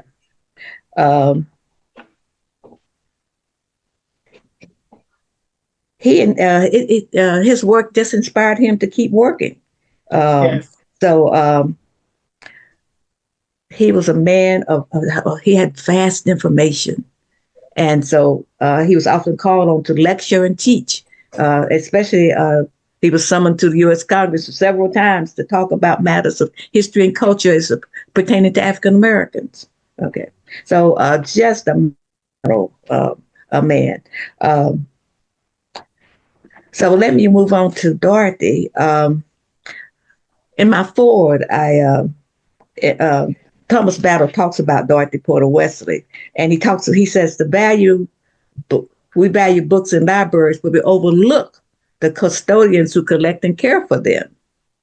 That's so right. We enjoy historical artifacts and documents, but we often overlook those who look to preserve them. So that was one of the things that Dorothy Porter did. She was one of the keepers of history. She's a legend, a true legend to scholars of Black history and culture. When she came to Howard University, she came there in 1928. She had come to Miners Teachers College, got her degree. She was working at the what they call it, the 135th Branch Library, which became Schomburg in New York. And she was recruited to come to Howard University. She was, in 1930, she came in 1928 as a cataloger and then recruited in 1930 to start this, what they call this Negro collection.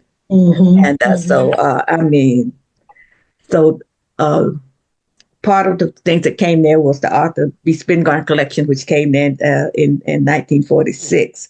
And she just became a world-class archivist and librarian. Wesley's zeal for unearthing materials related to African-American history earned her the name of the shopping bag lady. And that was because it was common knowledge that they would say, if someone passed in Washington, D.C., as soon as the hearse was leaving the place, Dorothy was in there with her bags collecting materials to bring over to Howard University. Wow. So that's how she got the name of the shopping bag lady. So, so everybody knew this about Dorothy. So when she came to that was what she was to do, was to start this Negro collection. And one of the things she did was she became friends with Carter G. Woodson. So Black history started the Association for the Study of what was in the Negro life and history. So because she didn't really know a lot of Black history, so she partnered with him, and so they became very instrumental. He became very instrumental in helping her learn about Black history, helping her to collect materials and things of that nature. And so it became her collection that became known as the Moorland Foundation, and then later became known as the Moorland Spingarn Research. Right. So the Moorland Foundation actually opened in 1932, and one of also the things that she was noted for was she modified the Dewey Decimal Classification system. Yes, right. Because everything Black history was either under 325, which was slavery or colonization. Yep. 326 was the year 326. So everything. So what Dorothy did, she decided that, she's going to catalog books in the genre so if you had an art book, it was going to be a Black history art book was going to be put in the classification with the art.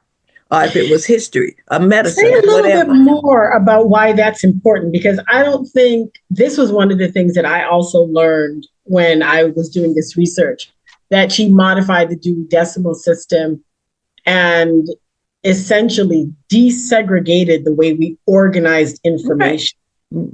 And made it possible, which is what you're describing now, for a literature book by a Black author to be placed alongside a literature book by a white author. Right. Because that was not done before. So literally everything that Black people had created and or written was also segregated in libraries away from the other categories that every other race of people had written. Yes, and she said, no, this is, I'm going to read what she said. She said, under the system, everything related to the Negro was classified under 325, which was the number for colonization, or 326, which was the number for slavery. She said the woman in the Dewey Decimal Classification system that worked in that system at Howard couldn't see why that was not important. But she said, well, listen, if I had a book by James Weldon Johnson, why would I put it under colonization? She said that was ridiculous. She said what she did was anything dealing with Blacks, was in that particular, as I say, whether it was art, or history, or medicine, no matter what it was put in that section with every other book in that collection in that subject area. So she really, like you said, she desegregated it and made it so that books by Black African Americans were put in the right particular classification where they should be. So it's instrumental in changing that. Foundational in changing, which is actually still used today. I hadn't realized that the Dewey Decimal System is literally still in use, and her modification is what then transformed it, because it made it possible also then for books and works by other authors from other cultures to be liberated from these limiting, deeply racist categories in which they've been placed.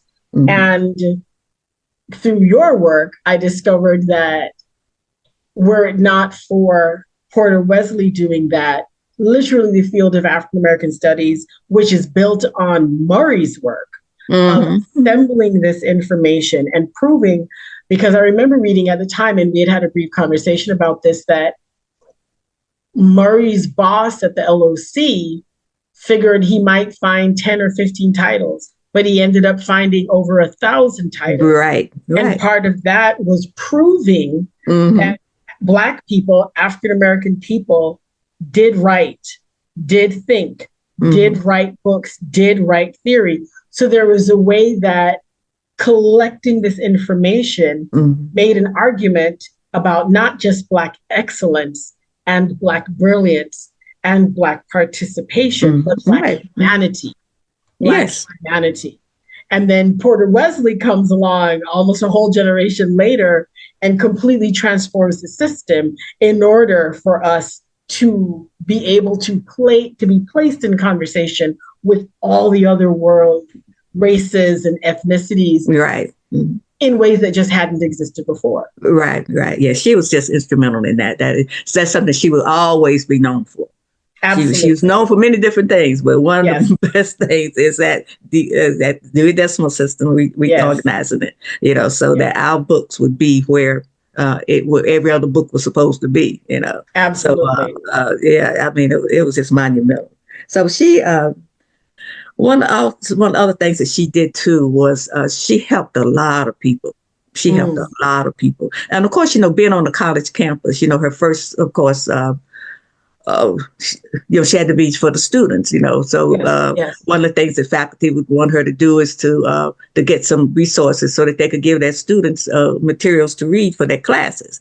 Also, the faculty was doing research themselves, so she was helping the faculty get resources for their reasons for their own research. So she helped a lot of students, and everybody talks about the fact that almost anyone that was doing a book on African American history absolutely pretty much had to come to Moorland Spingarn to do their work. And that was even true when I was working there. Almost everybody that was doing books in Black history, came to the Moorland Spingarn Research Center to do their work. But that was because of Dorothy and what she collected. I mean, she collected everything. She collected posters, clothing, you name it, and she collected it. And it was stuff that things that we wouldn't think were important. But as we started looking at our history and looking at, what was the clothing like during a certain particular time? So that's why talking about material culture as well, not material culture. You're right. Yes, along with scholarship, the written material. So she was instrumental in that as well. So in making sure that. We got a big picture of what we did. So a more complete, a more complete. And then because the items were there, she had the proof. She had the primary documents. Yeah. And no one could argue with that. So that's just amazing. One of the things I used to tell my students when I was teaching, I said, we have to prove that we were there. And that was one of the things that Dorothy helped do, because not only the written materials, but also, as you say, the cultural material, the material things that we would look at every day, letters and artifacts and things of that nature. So all those things help to make a complete history so that we can really tell our story. So it became very, very important for Dorothy to make sure that we got the information and people had a chance to look at different kinds of materials to document our history. I really love Dr. Sims with the way you phrase that, so that we could tell our story. And I think that's the piece that I hope for students, for teachers, for scholars to begin to understand the legacy that we have inherited from Daniel Murray and Dr. Porter Wesley, that if it wasn't for the work, and then so many other Black librarians, including yourself, many of whose names we will not know, that if these men and women did not have faith at a time when things were much, much worse than they are now, even though this is pretty hectic. Right. Yes. And there was much less. They had faith, and they worked and collected and curated so that we could tell our story. Right. Yeah. Yes. Yeah. Because I remember Charles Blockson always talking about the fact that his teachers would always tell him that Blacks didn't have a history, and that was one of the reasons he started collecting material. Black did not have a history. And yes. So, and of course, his collection is now at Temple. Oh my God, yes. Temple and then Penn State. Yeah. So, I mean, that was what we were told as we were coming up. But because of these collectors and bibliophiles, they were the ones that made sure that our history, first of all, was collected and preserved for future generations. So these things will be for generations to come. Students can come and scholars can come to these various collections and see some of the things that we have done. I'm as inspired as I was when I started learning about him. Is there anything else you want us to know or to think about before we close this out, whether about Murray, whether about Porter Wesley, challenges that you want us to think about in this present moment going forward? As we celebrate Douglass Day, we think about Douglass, we think about his legacies, and we think about, again, Black librarians, the work that they did quietly, often. Dr. Porter Wesley with her shopping bag, moving through DC, collecting items that no one else had value or saw worth in, but she did out of incredible faith and wisdom. What do you want to leave with us today as one of those librarians who carried that legacy and then honored her with the book that you wrote about Porter Wesley, in which you also talked about Daniel Murray? What do you want us to think about or to know today? Well, I think the main thing now is that, of course, these are the shoulders, so if it wasn't for them, our work would have not been, our work was a lot easier than that, because, they worked in some hard times. Yes, they did.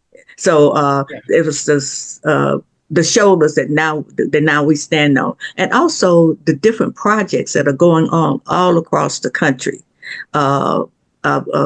universities, colleges, research centers, collecting our materials. And one of them that I really want to talk about is one that just started a few years ago, in 2017, which is the Black Bibliography Project. And it was done with over a $1.7 million grant from the Mellon Foundation. Of course, and that was the other thing, trying to get funds to do the work.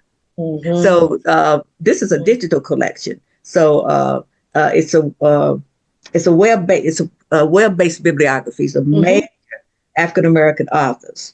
So I think that's one of the things that we need to look at and be proud of, the fact that all of the research that's going on now and the things that the bibliographies that are being worked on and published and web-based bibliographies is going to be wonderful, because for the most part, most of us doing research had to go to a collection. That's right. And digitization has become very, very important. Yes. Yes. We had to go to a collection, and most of the time we didn't have the funds. So, with Dorothy, I went up to Yale, but I didn't have that much money. I only spent a week there. So I didn't get to do but about 20 of the over 100 boxes of materials that was on Dorothy. Yes. So yes, that's yes, why I yes, always yes. tell people, I said, this is a beginning bio. And I'm Yes. hoping that somebody will come along, a library pick science it up. student, a historian, or somebody will come and do a definitive bio on her. I mean, Yes. the work that she did, like with the African Studies Association, Yes. her work with the National Council of Negro Women, her work Yes. with just all kinds of organizations to help them Yes. get their materials. That's right. Organized and out there for people to use. So, but again, funding becomes very, very, very important in trying to get to. So digitization, Howard Moorland Spingarn has a very large digitization project going on. So I think it's about $2 million, something like that, of digitizing materials that are in the collection, so that you won't have to travel. Because again, we just don't have the funds, and we can't. And money for humanities projects is basically dried up. It's hard to get. It's hard to get funded. So that's another thing that So Dorothy was able to get a few grants herself to work on some projects, and again, that became very, very important.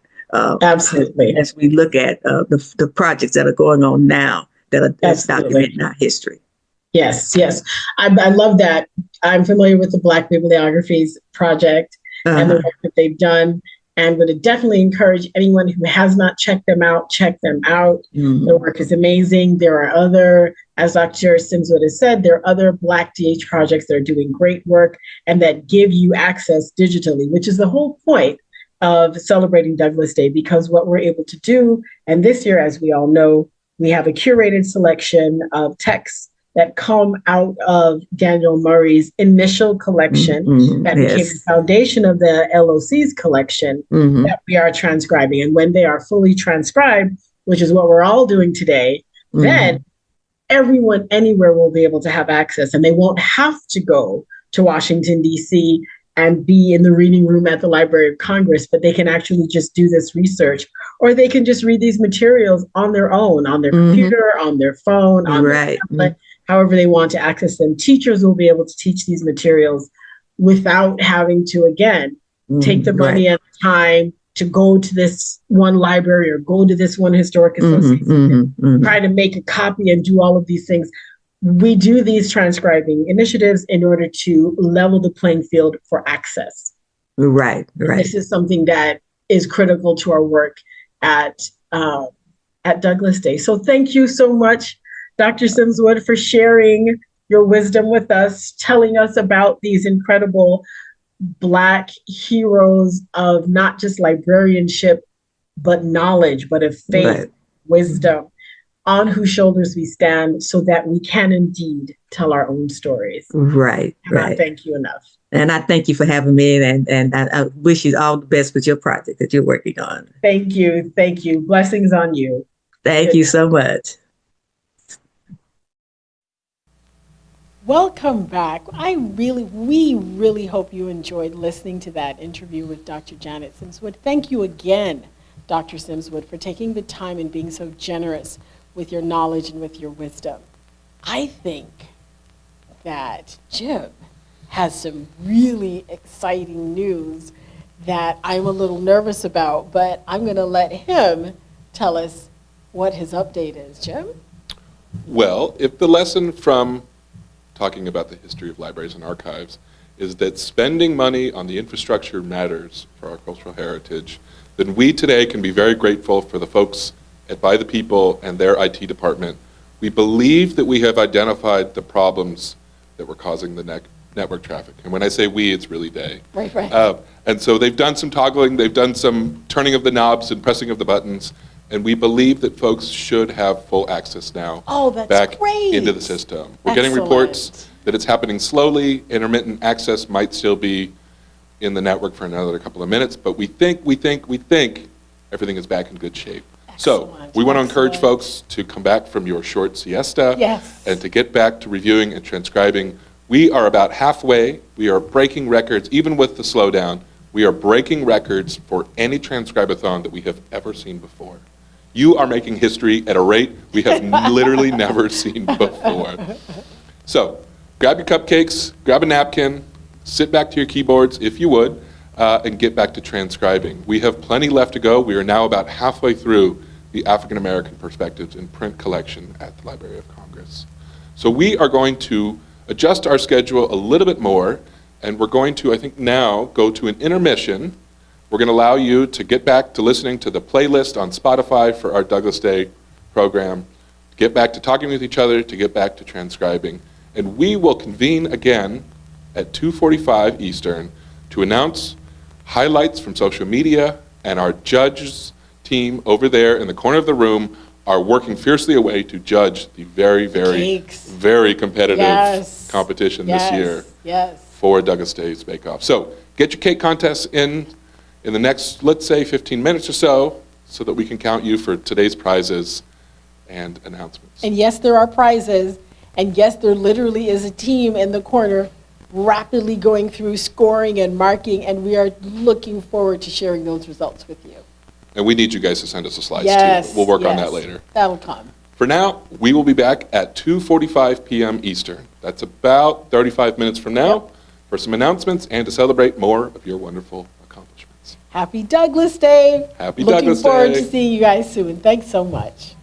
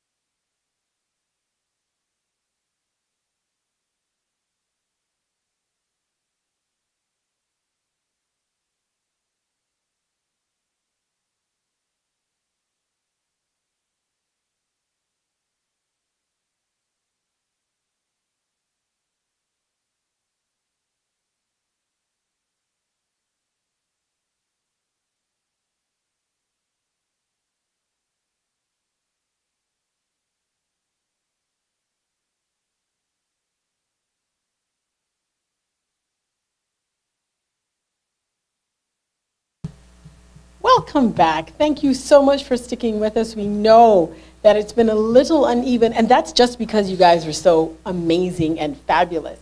We cannot tell you how much we appreciate the dedication, the interest, the time that you've invested into this year's Douglas Day. Y'all broke the internet, literally.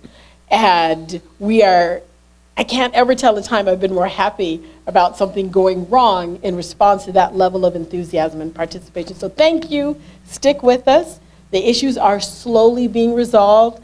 Remember back in the day when you used to watch cartoons and they would say, come back later. So if it's not working, just give it a minute, come back a little later. And if it still doesn't work today, the portal will remain open, I think, for the next 2 weeks, I think, or until we're done. Until we're done. So it's not going to just close when we get to the end of Douglas Day at all. And so you'll be free to continue to transcribe. You'll be able to tell other people, text people, forward people emails, let them know, hey, I've done this really interesting thing to make history accessible and you can join me. So we're doing great. We have many other opportunities to continue to do so, but Jim has much more interesting stuff to talk about right now. Well, I'm going to echo Denise just momentarily to say that we've gotten word from the Library of Congress that it really and truly is just too many people in one space at one time. You all are too wonderful, which means, unfortunately, we've been slowed down a little bit in the here and now, but that does mean that as traffic starts to lighten up as the afternoon today goes on, tomorrow, and until we get through the entire collection, it will remain available to you. We've gotten reports from a lot of folks that if you are patient, you are able to save and submit things. If you are not, you can wait and come back in 20 or 30 minutes at the very most, hopefully, and it should be available. So the system is working. It's a little bit slow. It's a little bit sluggish. If you wait with us later this afternoon or tomorrow or tonight, you want to have a Valentine's Day party, hopefully it should be back up and running at full speed. The materials will remain online and available until we finish the entire campaign. We emphasize just how much stuff there is left to transcribe, which also means that folks, next week, if you want to meet with your classes, if you want to go hang out with your church group, if you want to get together and have lunch, there's some really cool materials left to work on, some really amazing things that we knew were going to get sort of flocked to by many, many people. And so we encourage folks to watch this space, to keep posting on social media. We're going to keep watching it together. We are here. We're going to ride this thing all the way through until we get all this material transcribed and reviewed. But with that said, we want to move towards the end of our live broadcast here by sharing some very important news. And I'm now going to invite up Gabby Sutherland and Courtney Murray Russ to share some very exciting and important announcements with you. Cakes, y'all. Cakes.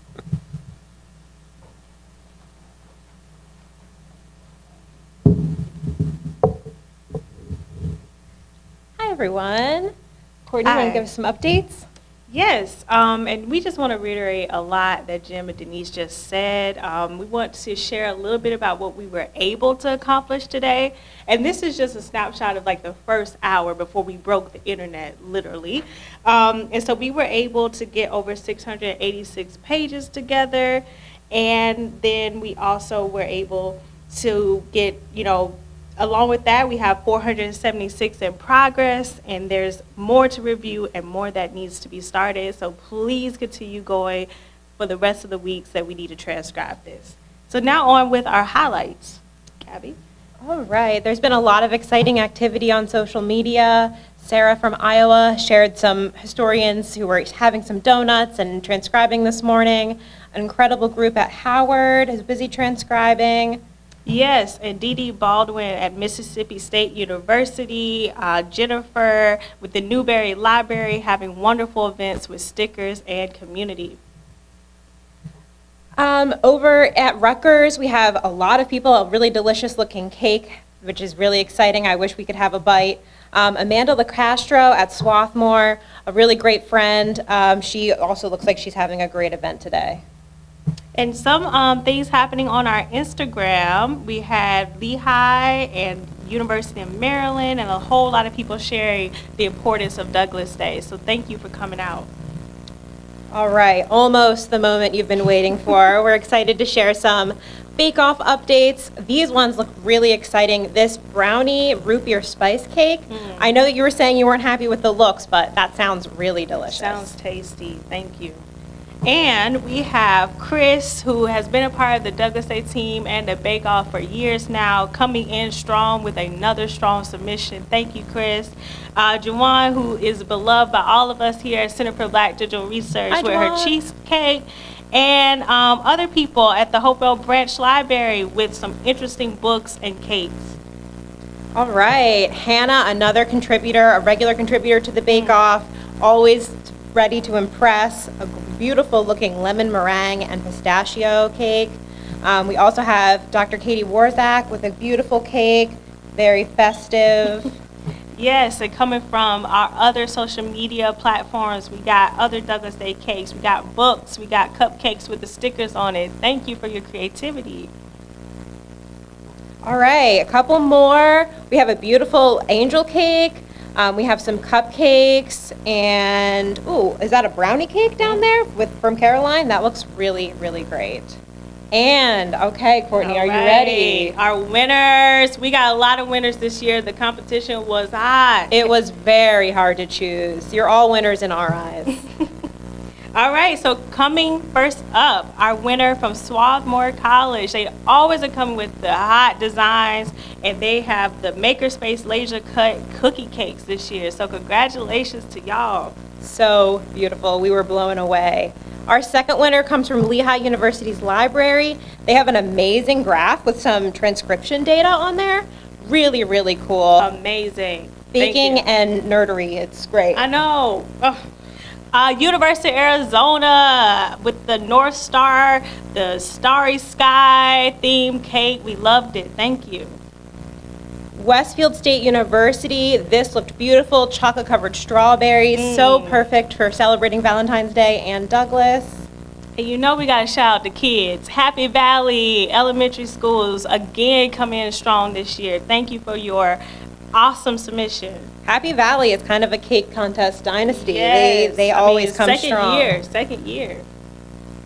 All right, and then we have the ASU Lincoln Center for Applied Ethics with Liz Grumbach and Erica Rivera with the sort of Barack Obama-esque, Frederick Douglass-esque cake. So we love it. Thank you. And that's all. Thank you so much to everyone who baked with us this year. Looking forward to another great year next year. Enjoy. Have an extra slice from us.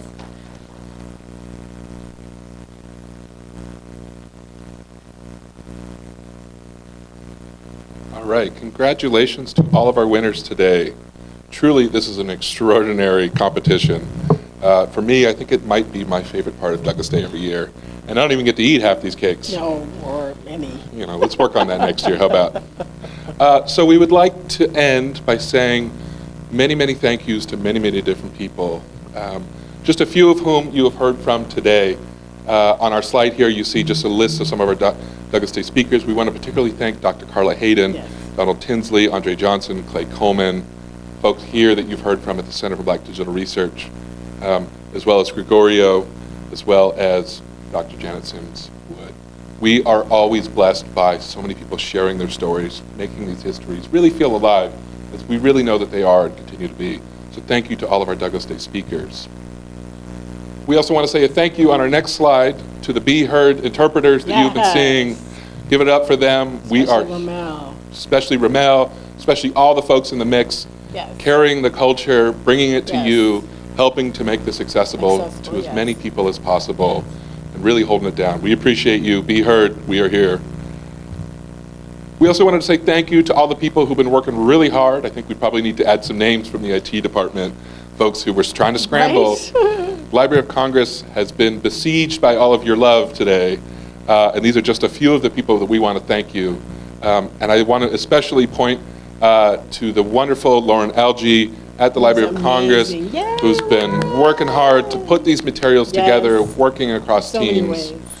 The Library of Congress needs our support in this moment, y'all. Let's really stand up, support them as we go forward. Let's celebrate all the work that they do to support our nation's history and our national library. So thank you, Lauren. Thank you to all the other folks. Douglas Day every year, I think it's fair to say, is a collective effort. We work collaboratively with so many people. There are hundreds and hundreds of people who organized events, but many of them were able to make use of the resources that our wonderful and talented team here at the Center for Black Digital Research was able to put together. Absolutely. So we want to tell you all thank you. We've identified some of you by name. You're going to hear some more names right now. So we want to thank in particular Dr. Jen Isasi, who is waving. It would be great if you wanted to, who literally has kept us together and organized us and gotten us on the right track more times than you could even begin to imagine. Thank you, thank you, thank you. Would not be possible without your work and dedication. You are appreciated. You are, you are, you are. Aiden, who's going to give us a shout out. Aiden is on the Zoom. I don't know if we can even see her. Is it even possible to let your face show? Aiden literally keeps things going, picks up balls that have been dropped. Aiden, you're amazing. We thank you so much. Courtney Murray Ross, who actually, you have to come up here, who you've actually seen already, is a part of what makes Douglas Day powerful, amazing, cutting edge, amazing research. She's just really wonderful. Gabby, you know I was going to call you up here. Without Gabby, everything and everyone would fall apart. She knows where all the bodies are buried and knows how to do all the things. All right, the social media team is going to have to come up here. Yeah, y'all got to come up here and just show your faces real quick. So Skylar and Brianna, I know, just put away the phones, put away the computers. These are two of the people who've been keeping you updated. They've been making amazing content. They've worked really, really hard. That would have been very funny. Thank you so much, ladies. Thank you, thank you, thank you for showing your faces. Skylar and Brianna, excellent. Thank you, thank you, thank you. Dr. Gabrielle Foreman, who's in the audience, who should really come up and wave. Without her vision and her work, her dedication, her wisdom in all the ways and all the things, none of this would be possible. I believe we've already shouted out the comms agency. There's a whole bunch of them, so I don't think it would be possible or wise to have them leave where they are working to keep all of these things going. Just do know that we appreciate you, we love you, and we thank you truly, truly, truly from the bottoms of our hearts for all of the things that you do and the ways that you do them. But most importantly, Dr. Shirley Moody Turner, Lauren Cooper, Sojour Carmona, Chris Dancy, and so many more members of our team who really can't come forward because they're still making everything work in the background. We appreciate you, we thank you, we recognize you. But we would be remiss if we went a step further without reminding all of you that it is you, the people who participate, the people who sign up, the people who register their students, register their classes, register friends, tell family members, tell your professors, tell people in your community about Douglas Day. The organizers who call and make sure that there's cake. We know what that's like, y'all. Even just to get all of the chairs in the room, to figure out the flavors that people want. I truly know what that's like. We appreciate the work, the care, the attention to detail that you put in every year to make this happen. To the teachers, to the professors, the high school teachers, we didn't, because of all of what was going on, we didn't even get a chance to talk about the high school curriculum. But you guys know, I hope that you guys had fun working with it and that you learned about the Murrays and you learned about Dr. Porter Wesley and that you had a lot of fun working with the archive and will have fun working with the archive because again, all of this is going to be up and available until we actually get through the entire list. And even then, all the digital, the videos will be up until eternity or whenever the internet closes its eyes. So teachers, students, organizers, community members, transcribers, please, please, please know how much we appreciate you, how grateful we are that you chose to spend this Douglas Day 2025 with us, and know that because of your choice, because of your dedication, because of your integrity, that we continue to make history. Happy Douglas Day 2025. Thanks, everyone. Happy Douglas Day. Thank you so much for joining us. We'll see you out online. We have one last PSA to share with the Library of Congress folks, which is that if you registered for an account, you are likely seeing better access right now on the By the People website. If you have not registered for an account, please go ahead and do so. It actually uses less data when you're going on the network, so we think there's a better chance. Go ahead and sign up for an account. That also means you'll get to hear updates from the Library of Congress and the By the People crew. as About we build this. through That's this right. collection. That's right. This is a history of making a way out of no way, and I think we could wait a little bit on the servers to catch their breath, and then we'll pick up from there. Absolutely. So happy Douglas Day, and we'll take it from there. We really need to thank these two people, Dr. Jim Casey, Denise Burgher, for all of the energy and the time, the expertise, the spirit that goes into planning Douglas Day 9 years in a row. So we just want to say thank you to them, and to make sure we acknowledge all that they bring to bring all of us together. Thank you both. Happy Douglas Day, everybody. Happy Douglas Day. Happy Douglas Day. We'll see you online tonight, next week, Yeah, and next year. yes. We'll see you for Douglas Day number 10. Yes, we will. Happy Black History Month. Happy Douglas Day. Happy Douglas Day. Happy Valentine's Day to all you and yours. Yes.